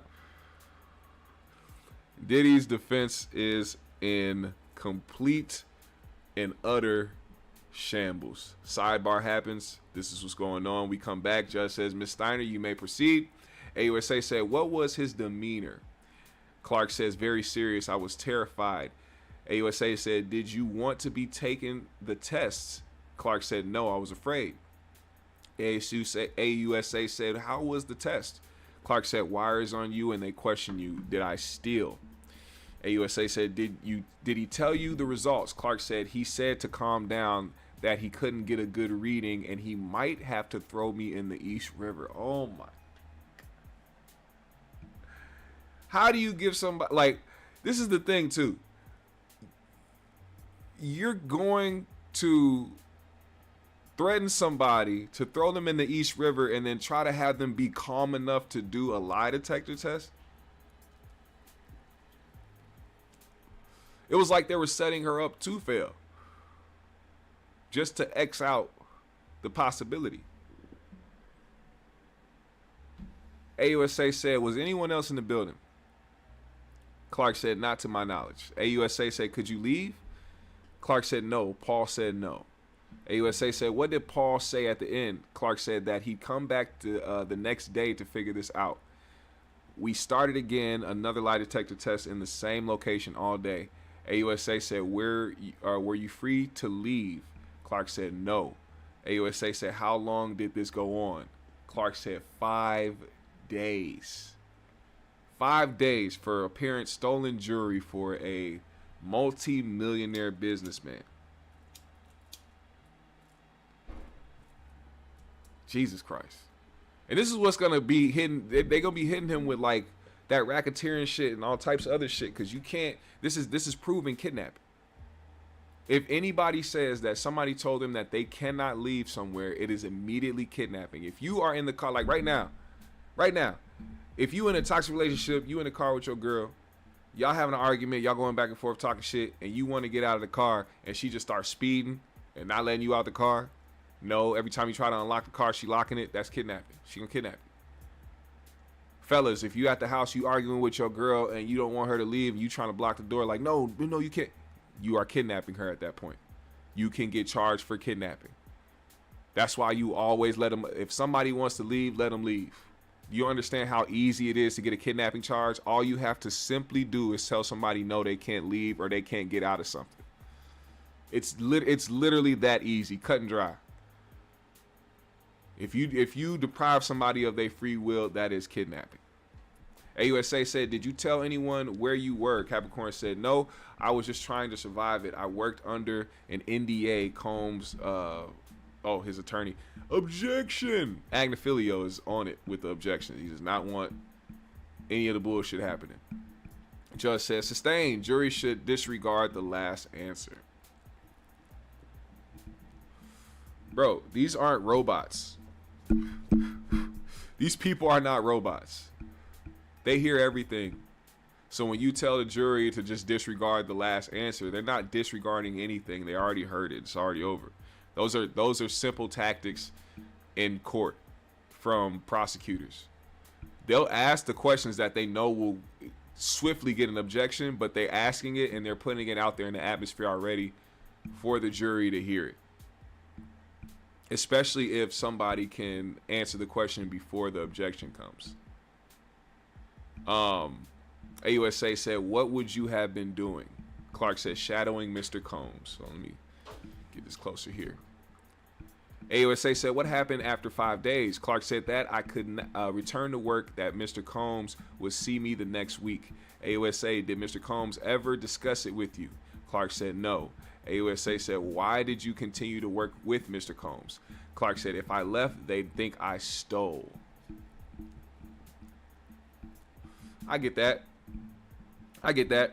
Even after the situation, you would think that if they didn't necessarily figure it out or believe that she stole or not, her leaving and immediately wanting to like quit would look suspicious as well. And then now to bring on the fear of her, something happening to her.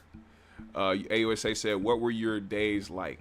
Clark said, from his townhouse at 74th Street and Park in the morning to Daddy's house studio at night.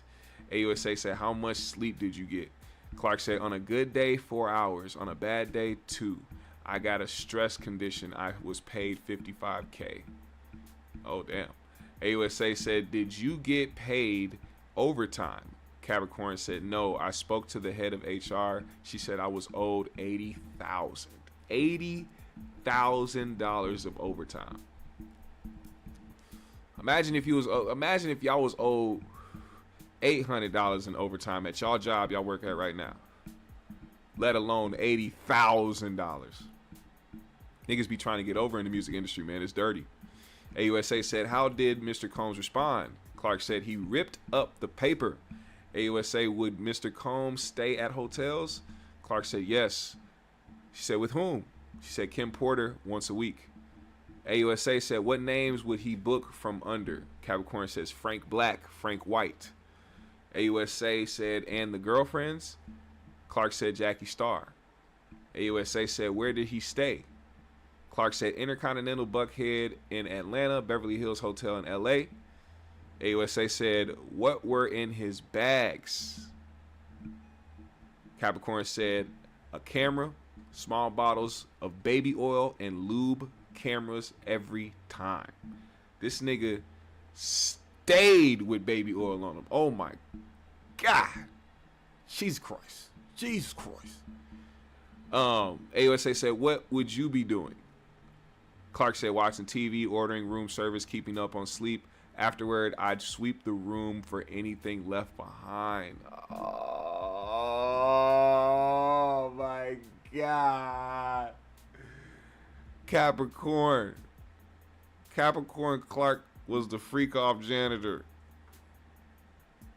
She was in there mopping up semen, squeegeeing piss off the floor, and other bodily fluids, with large amounts of baby oil spread around sporadically across the room, trying not to slip and fall on fluids. She had to wear soccer cleats in that room when she went in there to clean up, just to make sure she had stability. Imagine what that room smelled like. Oh my God.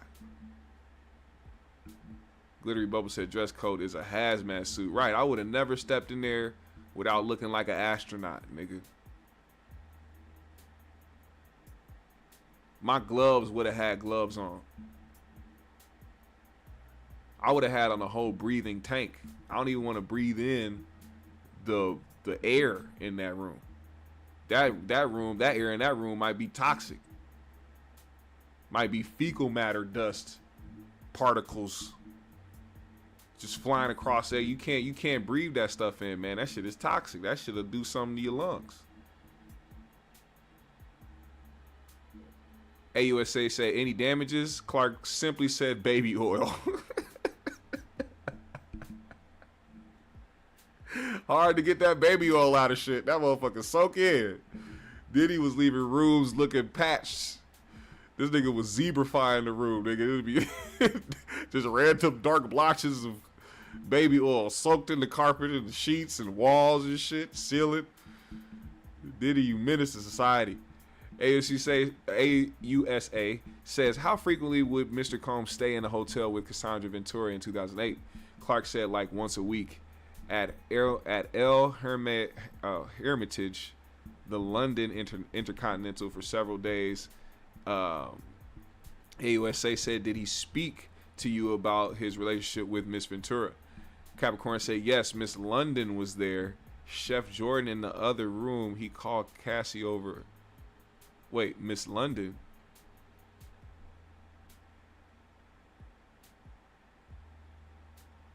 Lauren London? Are they talking about Lauren London?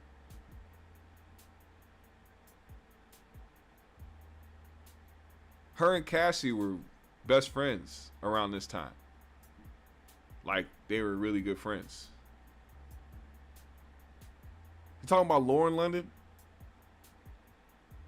At the freak off? At the hotel? At the hold on. Yes, Miss London was there. Chef Jordan in the other room. He called Cassie over, asked her to walk there, hand me that, go back in the other room. She did it. AUSA said, what did he say? Clark said, you bitches won't do that. That's why you don't have a man.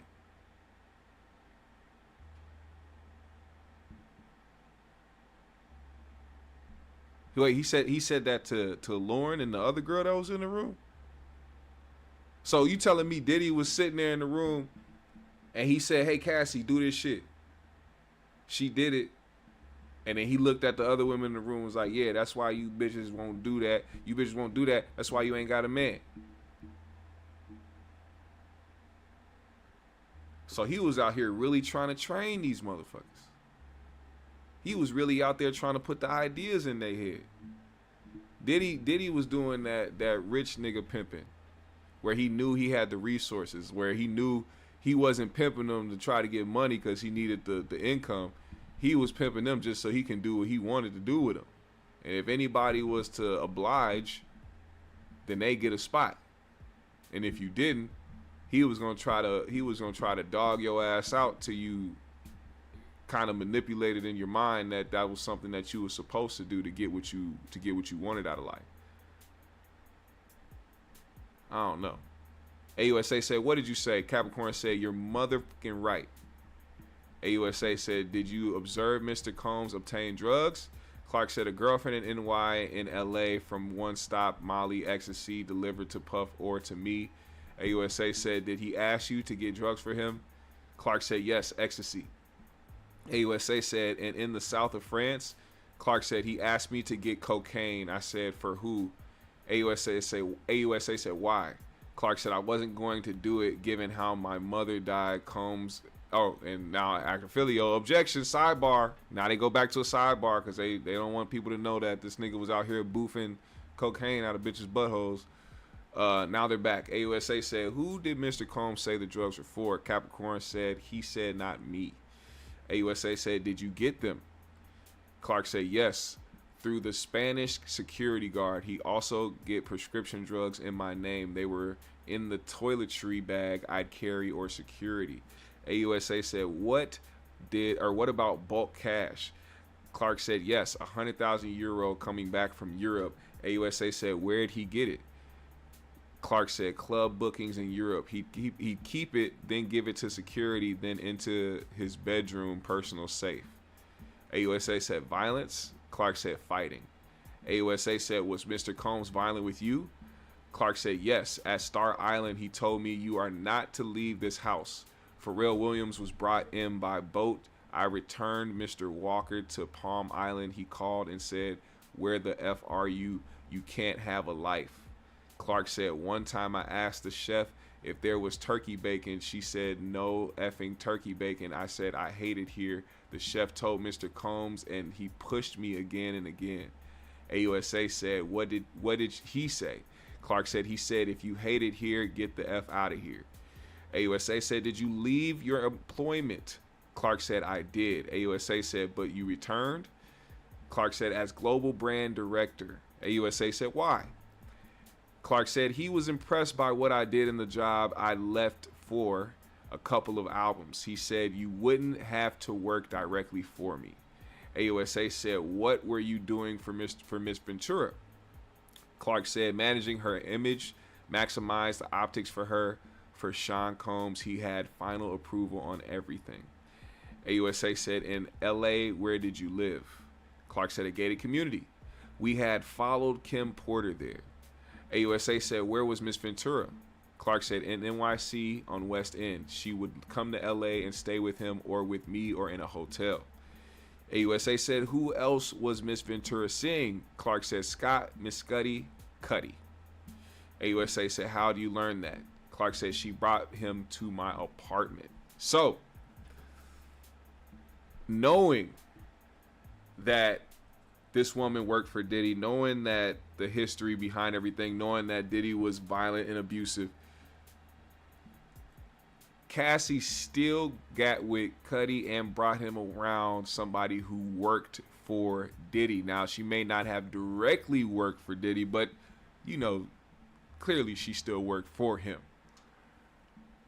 Brought him around, and that's how she found out. AUSA said, what did she say? Clark said, she texted me they were going to this public place in LA. I told her it was a bad idea and to delete the text. AUSA said, why? Clark said, if Mr. Combs learned about Miss Cudi, I mean, Mr. Combs paid for my phone and hers. Clark said, I took Cassie to Best Buy to get a burner phone. So she was the one that helped Cassie get a burner phone. For those that don't know, that was what she was communicating with when it came to her relationship with Cudi. She needed a burner phone because this nigga Diddy was watching like a goddamn hawk. She couldn't do anything like that. She couldn't get away with something like that. AUSA said, when did Mr. Combs return to town? Clark said, not long after. He took Cassie to a hotel. AUSA said, and then? Clark said, December 22nd, 2011, between 5:30 and 6 a.m., there was banging at my door. AUSA said, what did you see through the peephole? Clark said, a furious puff.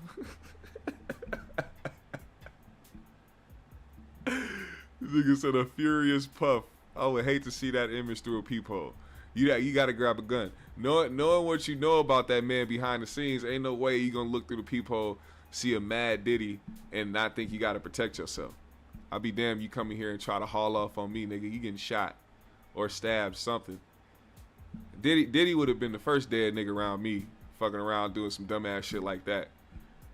Just walking over just because you the guy that got the millions and you got the power and you got this and that. You just gonna walk up on me and do some weird shit? No, man. We gonna have to be tussling. Yo big dumbass linebacker ass bodyguard's gonna have to beat me to a pulp because I'm not going, Diddy. I'm sorry. You ain't just gonna walk up on me and smack me.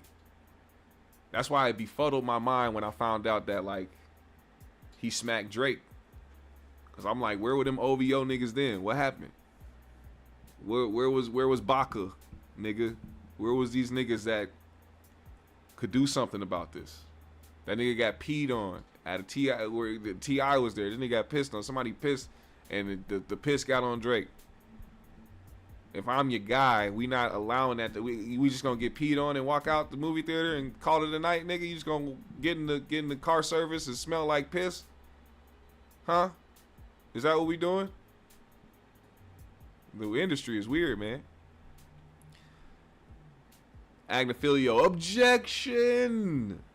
They didn't want the image of Puff looking angry through a peephole to go to the jury. Judge, ask another question, Ms. Steiner. AUSA said, what was his movement? Clark said, pacing with something in his hand. AUSA said, did you open the door? She said, I did. AUSA, what was he wearing? Clark said, button down, sweater, torn pants, and he was holding a gun. He came into my apartment and said, why didn't you tell me who is Scott? I said, I don't know any Scott. AUSA said, what did he say? Clark said, we're going to go kill this nigga. AUSA said, where was the gun? Clark said, in his hand. He said, I didn't want to go. He said, I don't give a fuck what you want. Get dressed. AUSA said, what concerns did you have?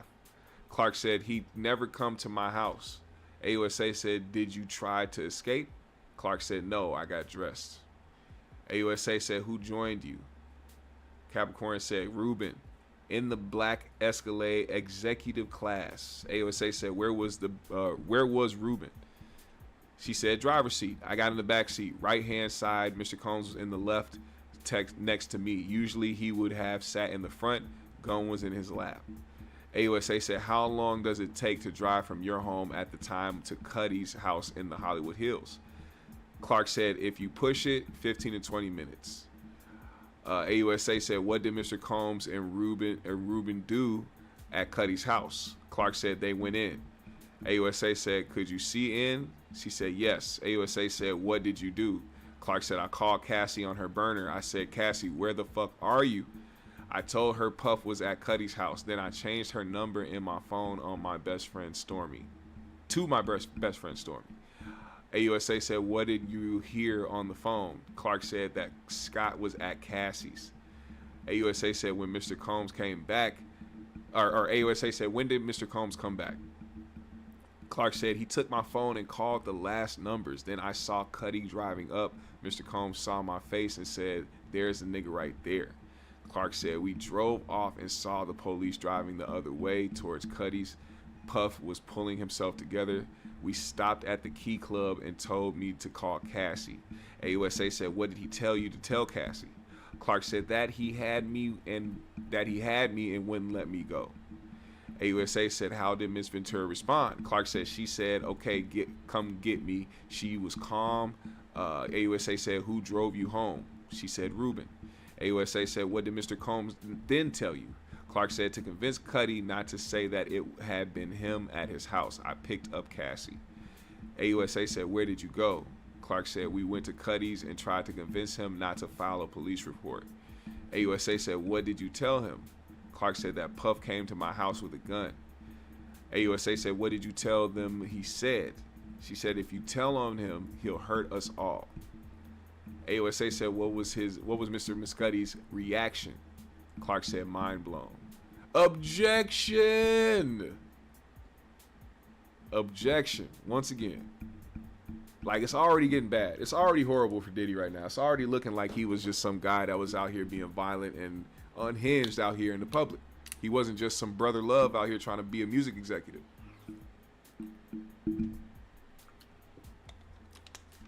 Judge says sustained. Jury will disregard. AUSA said, what happened at the house? Clark said he was kicking Cassie again and again. So now you have replays of the hotel room or the hotel lobby or the hallway video incident where now Diddy is allegedly kicking and beating on Cassie now because he's finding out that she's not only dating somebody else, but she's with Kid Cudi. AUSA said, how was Cassie? Clark said, in the fetal position. Mr. Combs kicked her all the way to the street. She was crying silently. AUSA said, where was he kicking her? Clark said, her backside. AUSA said, where were you? Clark said, 5 feet away. So was Ruben. AUSA asked, what did Mr. Combs say to you? Clark said, he said, if you jump in, I'm going to fuck you up. AUSA said, what did Ruben do? Clark said, nothing. AUSA said, who did you call? Clark said, D-Rock. I told him, tell your brothers to stop Puff. He is kicking the shit out of her. Capricorn, Clark says, I called Polly too. I said he'd take care of it, but Ruben did nothing. AUSA said, what next? Clark said, Mr. Combs told me to get the F out too. I left on foot. AUSA, could you still see her getting kicked? Clark said, until I went around the bend. AUSA said, then who did you call?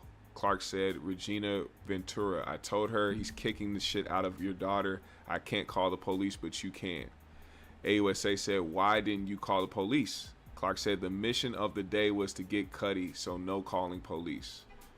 AUSA said, this email, who is it from? Clark said, Cassie. She wrote that he would be releasing sex tapes about me and he would have someone else hurt me and Scott Miss Cudi. AUSA said, do you recall if you responded to this? Clark said, I don't. AUSA said, did law enforcement call you? Clark said, the arson investigators. Cudi had given them my name. I hung up on them. I just wanted this over. AUSA said, what did Mr. Combs say to you? She said, he said he would kill you bitches and I should cut her face.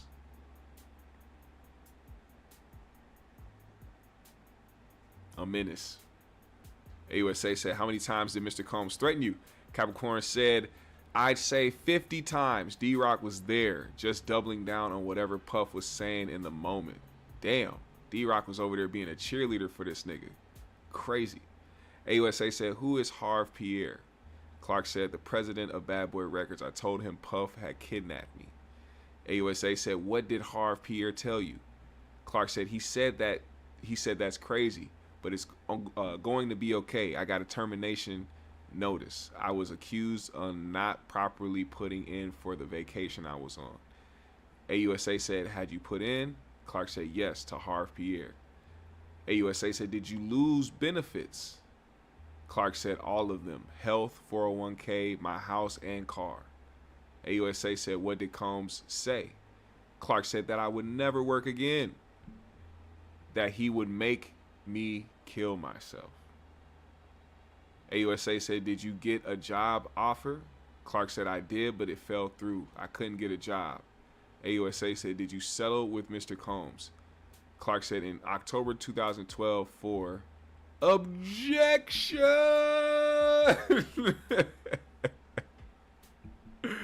Oh, they love that objection, man. During the sidebar, here's court art of Capricorn Clark, courtesy to Inner City Press. This is who Capricorn Clark is. There's another picture of her on the internet somewhere, but this is the art drawing that they put up of her. Clearly, she is emotional on the stand, and they're going to keep, and that's probably why they kept putting in so many objections, because she was probably so emotional. That's probably going to pull on the heartstrings of the jury. It's probably going to make them believe a lot of things that she was saying. And if you're so convicted in what you're saying, too, if there's not a lot of pauses, a lot of ums, and a lot of maybe, or contemplating this or that, when you speak with conviction and when you speak like you are telling the truth, oh, you better believe, man. You better believe that jury is believing everything that you're saying on that stand. AUSA said, aside from the settlement agreement, do you have any other pending litigation against Mr. Combs? Clark said, no. AUSA said, did you go back to work for him? Clark said, 2016, no one else would hire me. Cassie had a new record deal with Epic. AUSA said, who did you have to get approvals from? Clark said, Sean Combs. Cassie was taking more drugs. AUSA said, was she still dating Mr. Combs? Clark said, yes. AUSA said, in December 2023, why did you retain an attorney? Clark said, I was traumatized by Cassie's civil complaint. Capricorn says, her complaint did not reference me. I reached out to Mr. Combs and said, I want my life back. You kidnapped me. Objection. Judge said, overruled. Not this time, motherfucker. AUSA said, was there a discussion of you working for Mr. Combs again? Clark said, yes, as chief of staff. AUSA said, when did you last speak with Ms. Ventura? Capricorn said, 2018.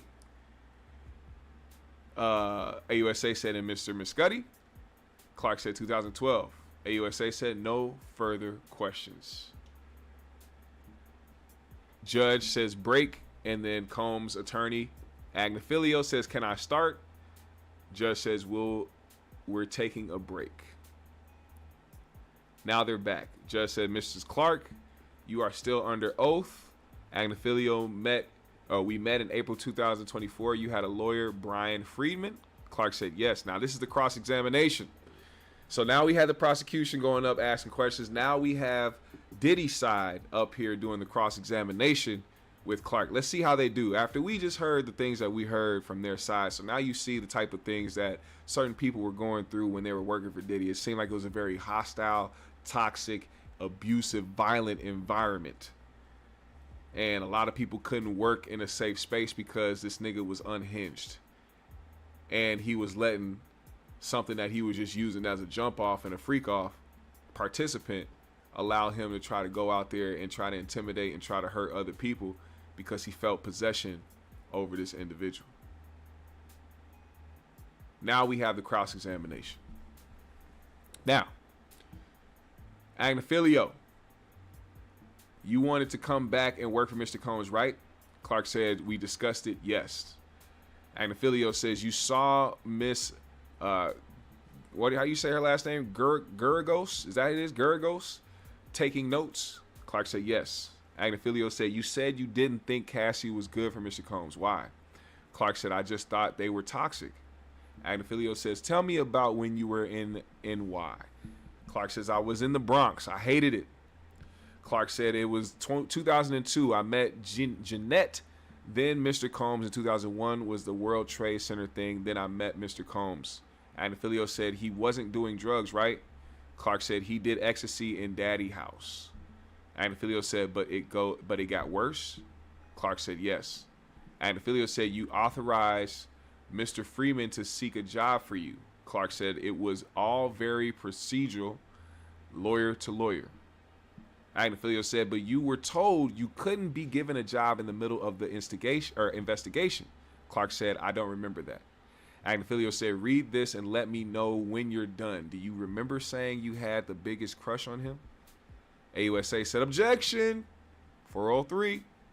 Judge said, Mr. Agnifilio. Agnifilio said, state of mind.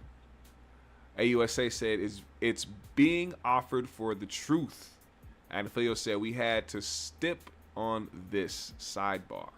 Now they're back. Agnifilio said, you called him Choc for chocolate? Clark said, I did. Agnifilio said, you started with Def Jam, Run DMC?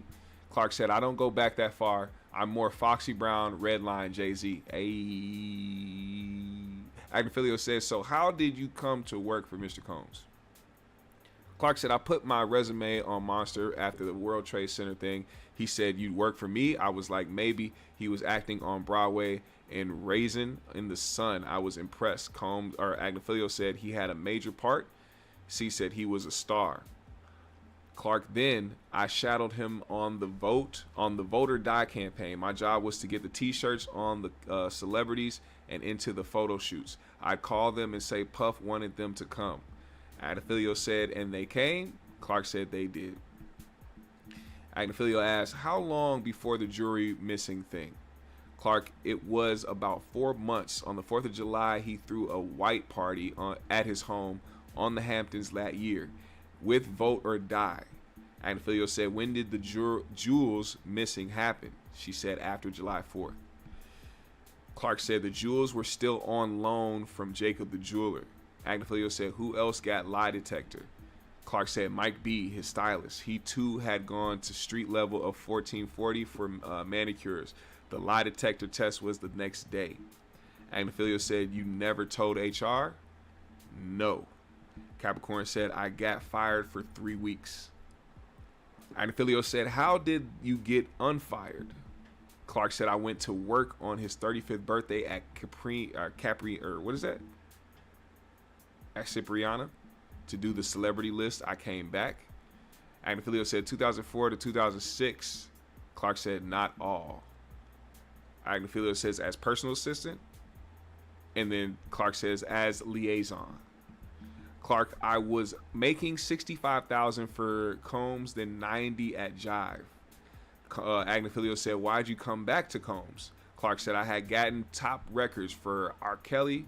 Mr. Combs said he was impressed, asked me to come back for Sean John for women. Clark said, I think I was really good employee for him. Agnifilio said, I told you you were awesome. Or he told you you were awesome. Clark said he did not use that word. Agnifilio said, you worked hard for him. Clark said, I did. Agnifilio said, others worked hard too, right? Clark said, not as hard as me. Clark said, I did learn a lot from Mr. Combs, almost crying. He broke that glass ceiling for us black people in the business world. Agnifilio said, do you need a minute? Clark said, no, it's just complicated. Judge said, we'll take a break.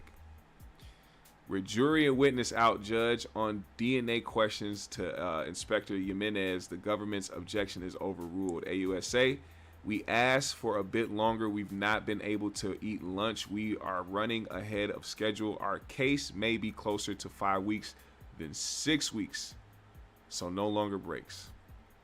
They're back, and below jury and witness in.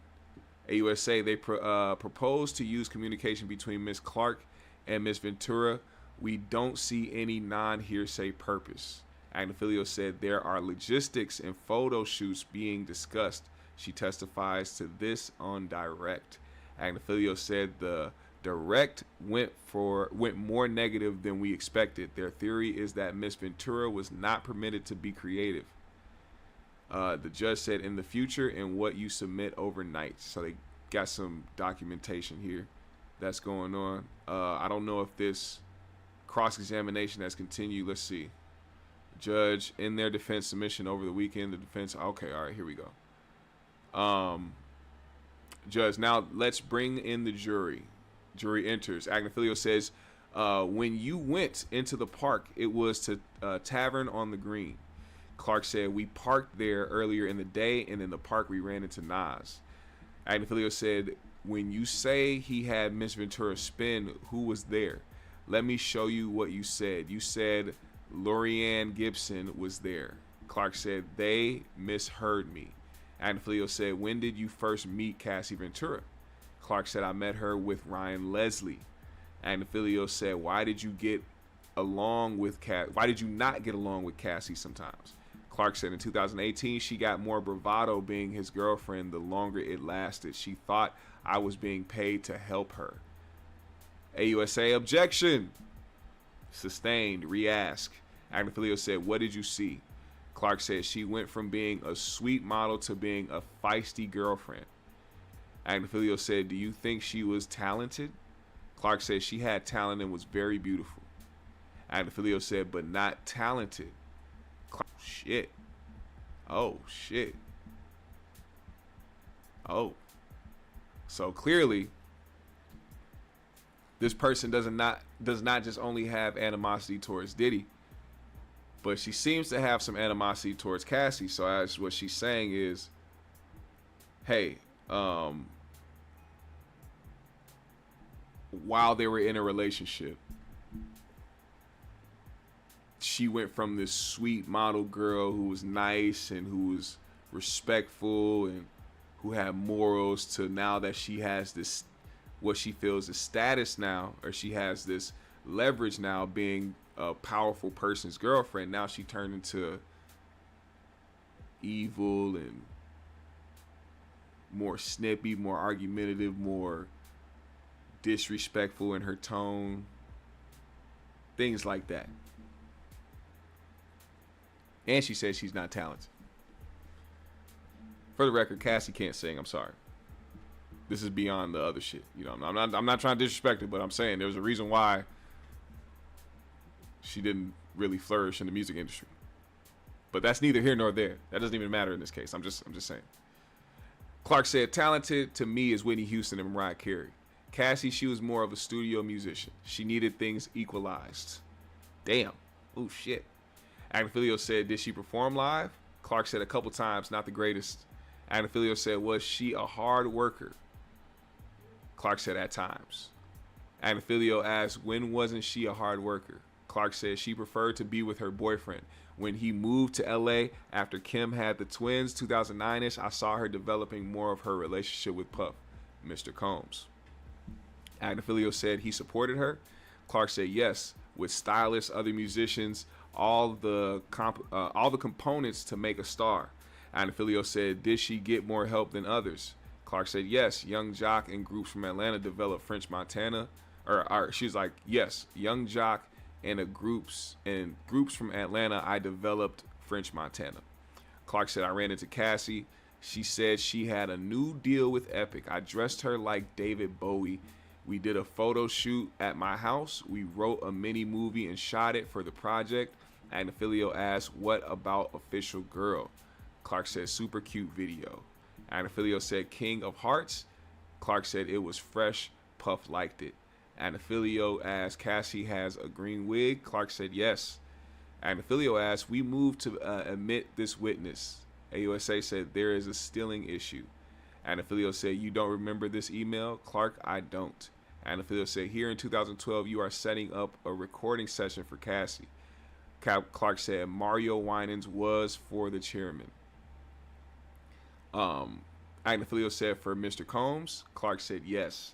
Agnafilio said, when did you learn Cassie was dating Cudi? Clark said, fall of 2011. I picked her up there. Let me see if there's any more. We got to see if there's any more. We got to see if there's any more. I don't know if there's more testimony. Let's see. This guy, this page does an incredible job keeping up with the transcripts. Was that it? That couldn't have been it. Yeah, there's a lot more. Hold on.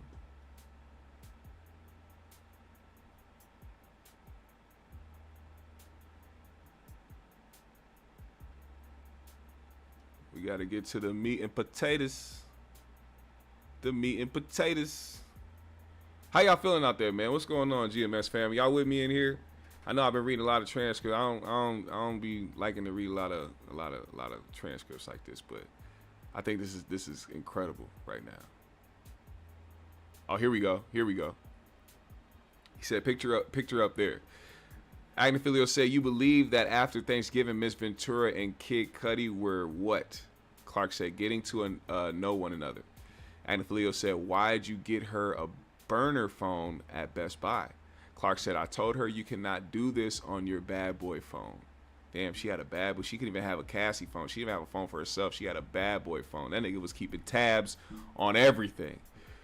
Agnafilio said, how did you know about burner phones? Clark said, I grew up in Los Angeles.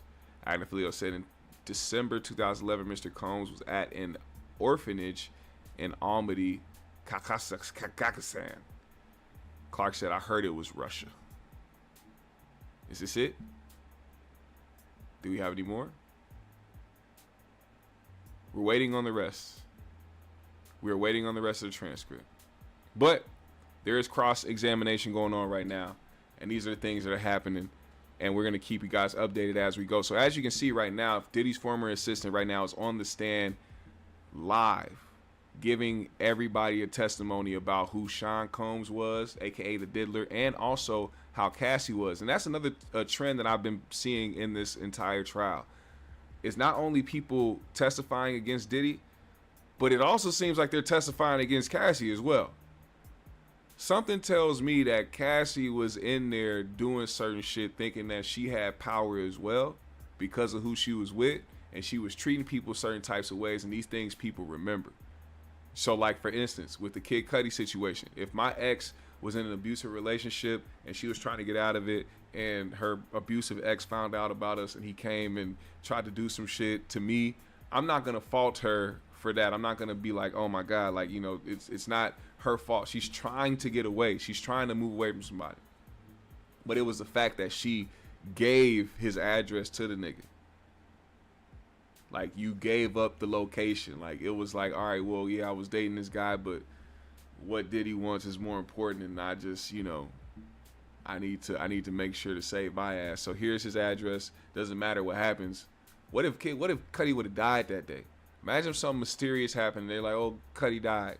If Diddy would have set it up to where he would have went there with a syringe or something and made him overdose, people would have believed that, oh, Kid Cudi, who has battled with alcoholism and drug abuse in his heyday and has rapped about it his entire career. You know what I'm saying? Like, I be feeling like some of these things be happening to people intentionally.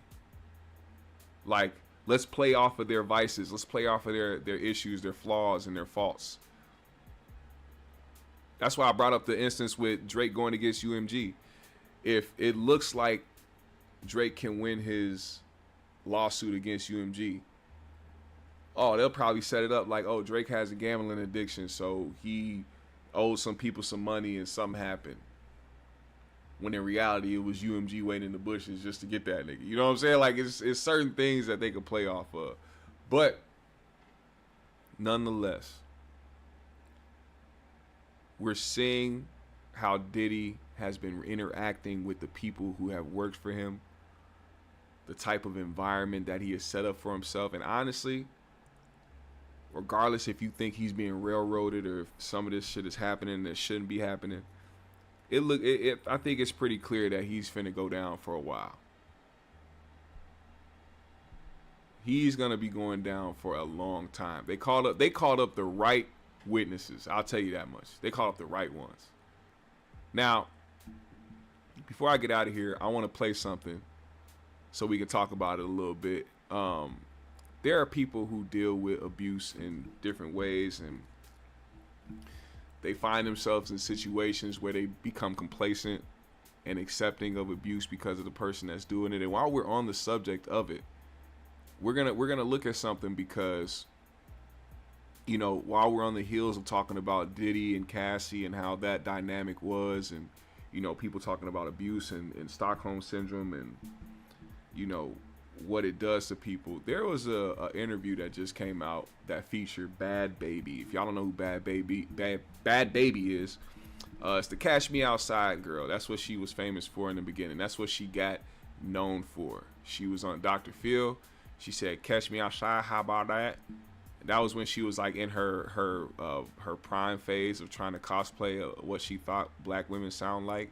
And then she like tried to perfect it over the years to try to be more authentic and try to seem like she's not a white girl. But nonetheless, I digress. She is now a mother. Her mom clearly wasn't the greatest mom in the world. Her mom clearly caused some of the issues that her daughter has. You know, it does start at home. She wasn't just born a ratchet bitch. Her mom had to be a ratchet bitch for her to be a ratchet bitch. And now she's a mother, and she decided that she wanted to one day put on blast that her baby father abused her. Not just told us about it, but shared home footage of him swinging her around like a WWE SummerSlam title match. And then proceeded to go against the people who she shared it to because they had an opinion about it. You shared some shit to the public of you getting swung around and beat on. You shared the pictures of busted eyelids and all types of shit, only for you to get back on Elon Musk's Twitter and tell people to mind their business like the delusional motherfuckers that y'all are.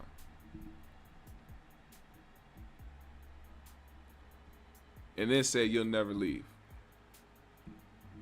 Now she's on this interview coming up with the most insane excuses as to why she wants to stay in a relationship with somebody who was beating the shit out of her. I want y'all to hear the delusions that come out of this young woman's mouth. Let's talk about this for a minute. I could post a picture of a f***ing black wall and they're gonna say something, whether it's you're better than her or something negative towards me about her. It's like, but I'm the one. Like, I am a I don't care about like that. She's absolutely she's pretty. stunning. Yes, even when I didn't know her age. And I try to explain to people, like, you're just on the internet. You see me through a piece of glass and metal. You're not in my house. You're not around. You've probably never even met us before. Like, so why do you put your business out there if that's the case? You put it out there to spark a narrative, or so that people can have sympathy for you, or so people that don't know you guys can view your baby dad a certain type of way, only for you to come back on this internet and say y'all don't know us. And motherfuckers is crazy. we've never had nobody hang out with us and like ditch hanging out with us again. Like everybody always wants to hang out with us again. Everyone wants to come to Danny LB's house. I wonder why. Motherfucker that makes 70 million on OnlyFans, who lives in a mansion that has a bunch of expensive jewelry and expensive cars, and only does expensive shit. I wonder why a bunch of people would not mind coming back to a house where you're getting your ass beat. I wonder why. Because they genuinely like you? Oh. Everybody wants to be around us. Like, if we were, like, just trying to murder each other and cheat on each other every 3 seconds, don't you think, like, people wouldn't want to be around us? That's the time when you steal from the bitch, too. That's the perfect time to steal from motherfucker. They know y'all finna get into it. As soon as y'all get distracted, start fighting each other. Niggas slip off to the room, take a Cuban real quick, you know, slip in the drawer, grab a couple 10 stacks, and leave out. Put it in his pocket, walk away. That's the perfect time. People love being around y'all. Y'all get distracted all the time. Y'all start fighting, and that's the time for them to start taking shit up out your house. Stupid ass. Our own friends and family love us and love us together and know we'll never leave each other, know how deep our relationship is. Why? They're fine with us being together. Why would I listen to you? But you, like, you know, I try to explain to people, like, you're just on the That's the dumbass excuses that people, you could tell she's literally looking for excuses to be okay with her situation. She's looking for excuses, things to justify it. You're using the internet even though you are the one that posted that shit on the internet for people to judge. Listen to the other excuses she made. I am so happy that I didn't leave him, because I would never find what I have with him in anybody else. And it's gotten so much better. It's like a whole different ball game. And it's like, I always think about it like, damn, if I would have left, I'd be missing out on this. Hey, man, they young. She's young. She's stupid. You know. They think that that person that they trauma bonded with is the only person for them. Only reason why he's probably not beating your ass now is because you put it out there and now he don't want to look abusive. But you act like that shit is gone. A nigga that will freely do some shit like that to your ass ain't gonna change overnight. You may pacify it since you put it out on the internet and now people feel a certain type of way about him. He probably got to clean his image up. But do you think that it's over? You think it stopped?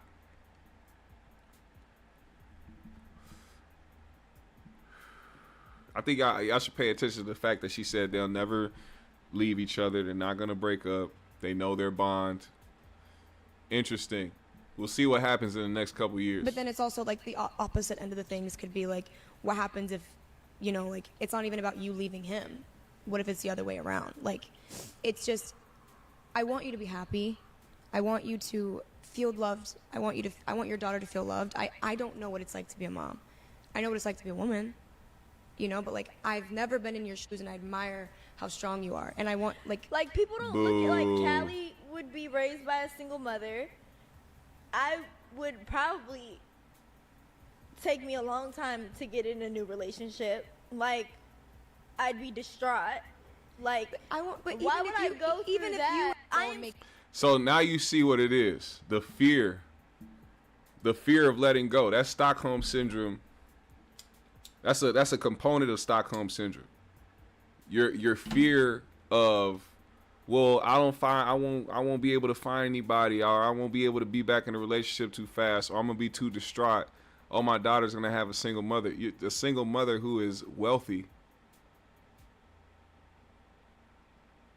who can actually take the time to become a great mom to her child and not be so focused on it. Like, that's another thing. You so focused on your relationship and what people think of your relationship. What are you doing for your child? How much time do you even spend with your child when you're not trying to spend all your time with your man or try to make OnlyFans content or be out in the public going to clubs and doing all this extra shit? Do you think that she's taking the time out to be a mother? Or to learn how to be a good mother? Because if you didn't have the example in front of you, What makes you think you have the components to being a good mother? If your mama ain't shit, what makes you think you gonna be a good mom? You just gonna carry on the same traits that woman did, unless you ain't. I don't see her. I don't see her learning. I don't think she learned how to be a good mom. I think what she knows about how she grew up is what she knows to do in her situation. I don't think a young girl who wasn't shown love from her mother can show that type of love to their daughter if they have one. I don't think that that's possible. I could be wrong. Somebody could prove me wrong right now. I don't know. But I haven't seen it. That hasn't been a reality for me. I've never seen that happen. I've never seen a mom that ain't shit have a daughter and that daughter grow up not passing down the same traits. That's a foreign concept to me. She talks about her mom too. I don't believe in leaving somebody after they, like, a lot of girls, you cheat on them one time, they're gone. I've never been that type of girl. Ever. I've never been that type of girl. I don't even want you to say that. Like, you don't need to say This that motherfucker's to make stupid. yourself feel like any sort of justification as to why you're with Levon. You don't need to prove to nobody but yourself and Jesus Christ why you were with him. I am not Jesus. I have no room to judge you. And I want you to know it is not, I want you to be happy. I don't give a damn that you're with Levon. I don't give a damn if you're with someone else, as long as you're happy and you're smiling. And when I see you on social media, you have a smile on your face. That's what I be not, like, understanding. That's Like, why it. don't people see that? Like, I'm not like... Shout out to Joe Thompson for the 10 in the Cash App. I appreciate you for the support, my God. Thank you, man. Appreciate you for the support in the Cash App, man. If y'all want to support in a big way, you can hit the Super Chat and the Cash App. Whatever it is that y'all want to do to support memberships, hit the like, hit the subscribe, whatever you want to do, man. Appreciate y'all. Blink twice if you need help. You're not, like I understand. It's just like really, it's like I feel like they just overdo it. Like a lot of things they just do, but this is just one thing they overdo. It's because it hits home. I don't believe in leaving somebody after they, like, a lot of girls, you cheat on them one time, they're gone. I've never been that type of girl. Ever. I've never been that type of girl. I don't even want you to say that. Like, you don't need to say that to make yourself feel like any sort of justification as to why you're with Levon. You don't need to prove to nobody but yourself and Jesus Christ why you were with him. I am not Jesus. I have no room to judge you. And I want you to know it is not, I want you to be happy. I don't give a damn that you're with Levon. I don't give a damn if you're with someone else, as long as you're happy and you're smiling. And when I see you on social media. Fuck that I went advice. through so much with my mom. My mother has done unspeakable things to me. You know what people say? Even online. Listen to this dumbass shit. I want y'all to hear her dumbass logic behind this. This is the dumbest shit I've ever heard in my life. Just listen to this. Just listen to this shit.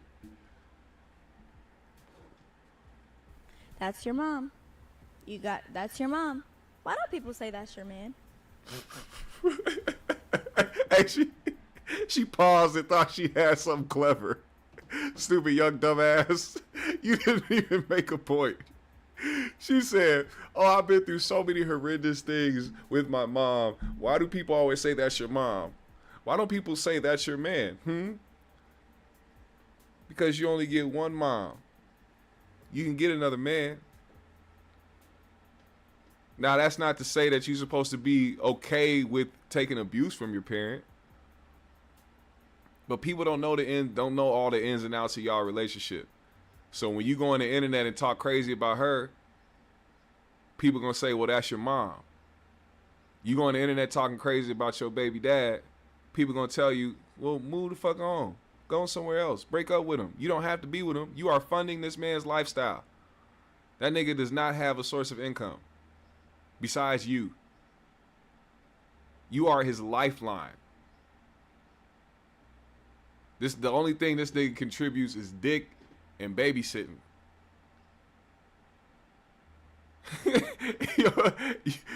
There's a difference. There's not a saying like that because you don't have to be with somebody.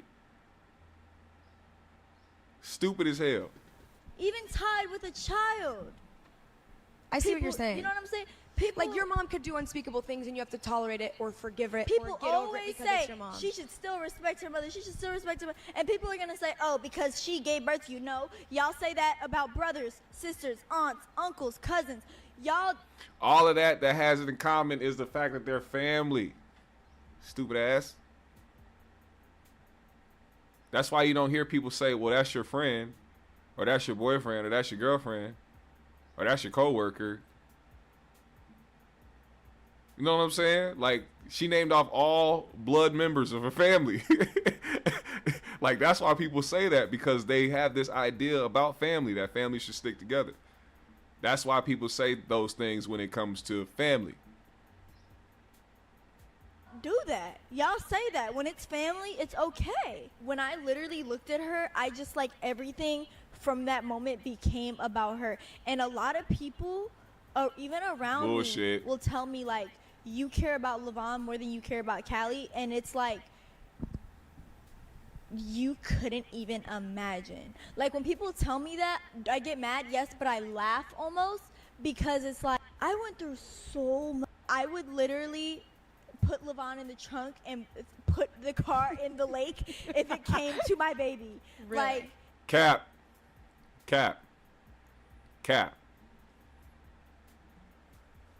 You didn't just hear that from people online. You said people around you tell you that you care about your baby dad more than your baby. It's very obvious too. I think it's very obvious on social media. It's very obvious. And I believe that somebody that'll sit there and allow abuse and accept it in their household is somebody that's not thinking about their child. You're thinking about that man first.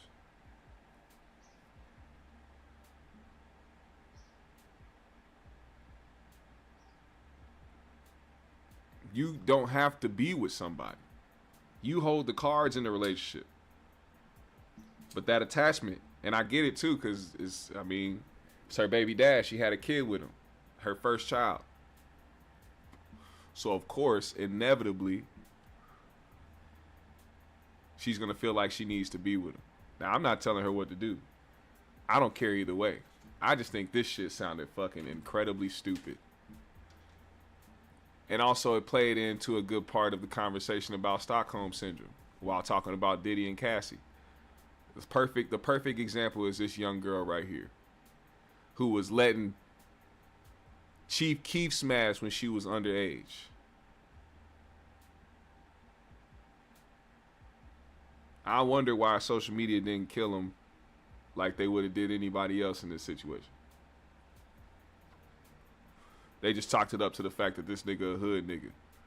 So who cares? Nah, I think that shit is still weird. But either way, GMS fam, the Green Room. It has been a dope show today. I appreciate everybody that pulled up and that participated in the chat. I appreciate y'all. Hey, shout out to everybody that sent super chats, everybody that sent cash apps today and supported the GMS show in a big way. I appreciate you. We gonna get ready to get up out of here. I got some things that I need to handle outside in the real world, so I hope that y'all continue to support the GMS show in a big way. Hit that like button on the way out. Follow me on my socials. I follow everybody else. Put a GMS in the chat and shout out where you are tuning in from, man. What city are you in? What city are you tuning in from? Let me know. Let's go.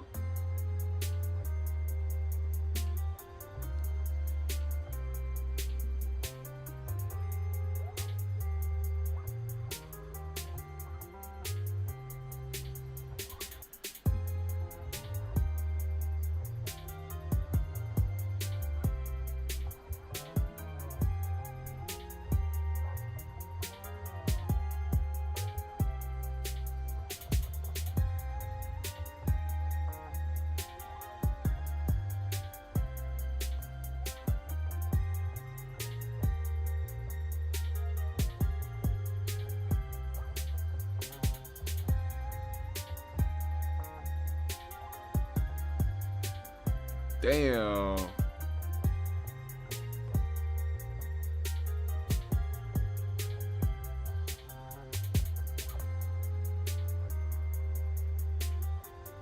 What up, Toke Chance? What up, Glittery?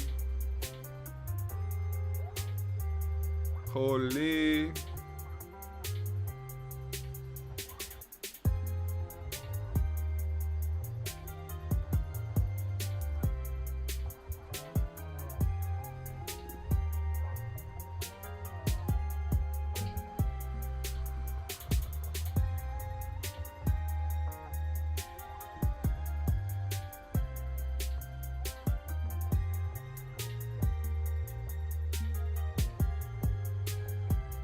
Hey.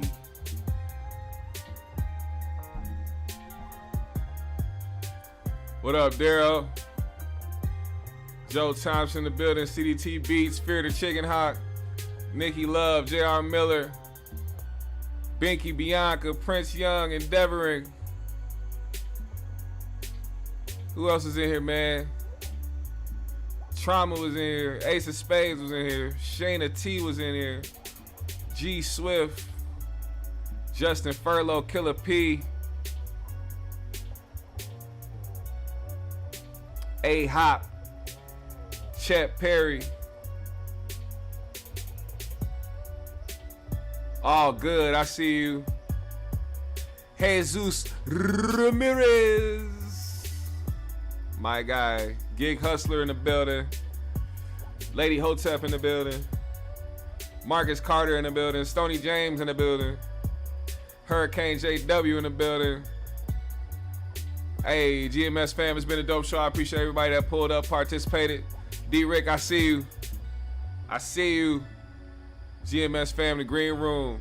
Y'all have a blessed and wonderful day, man. I appreciate every single one of y'all. GMS fam, the Green Room. We out.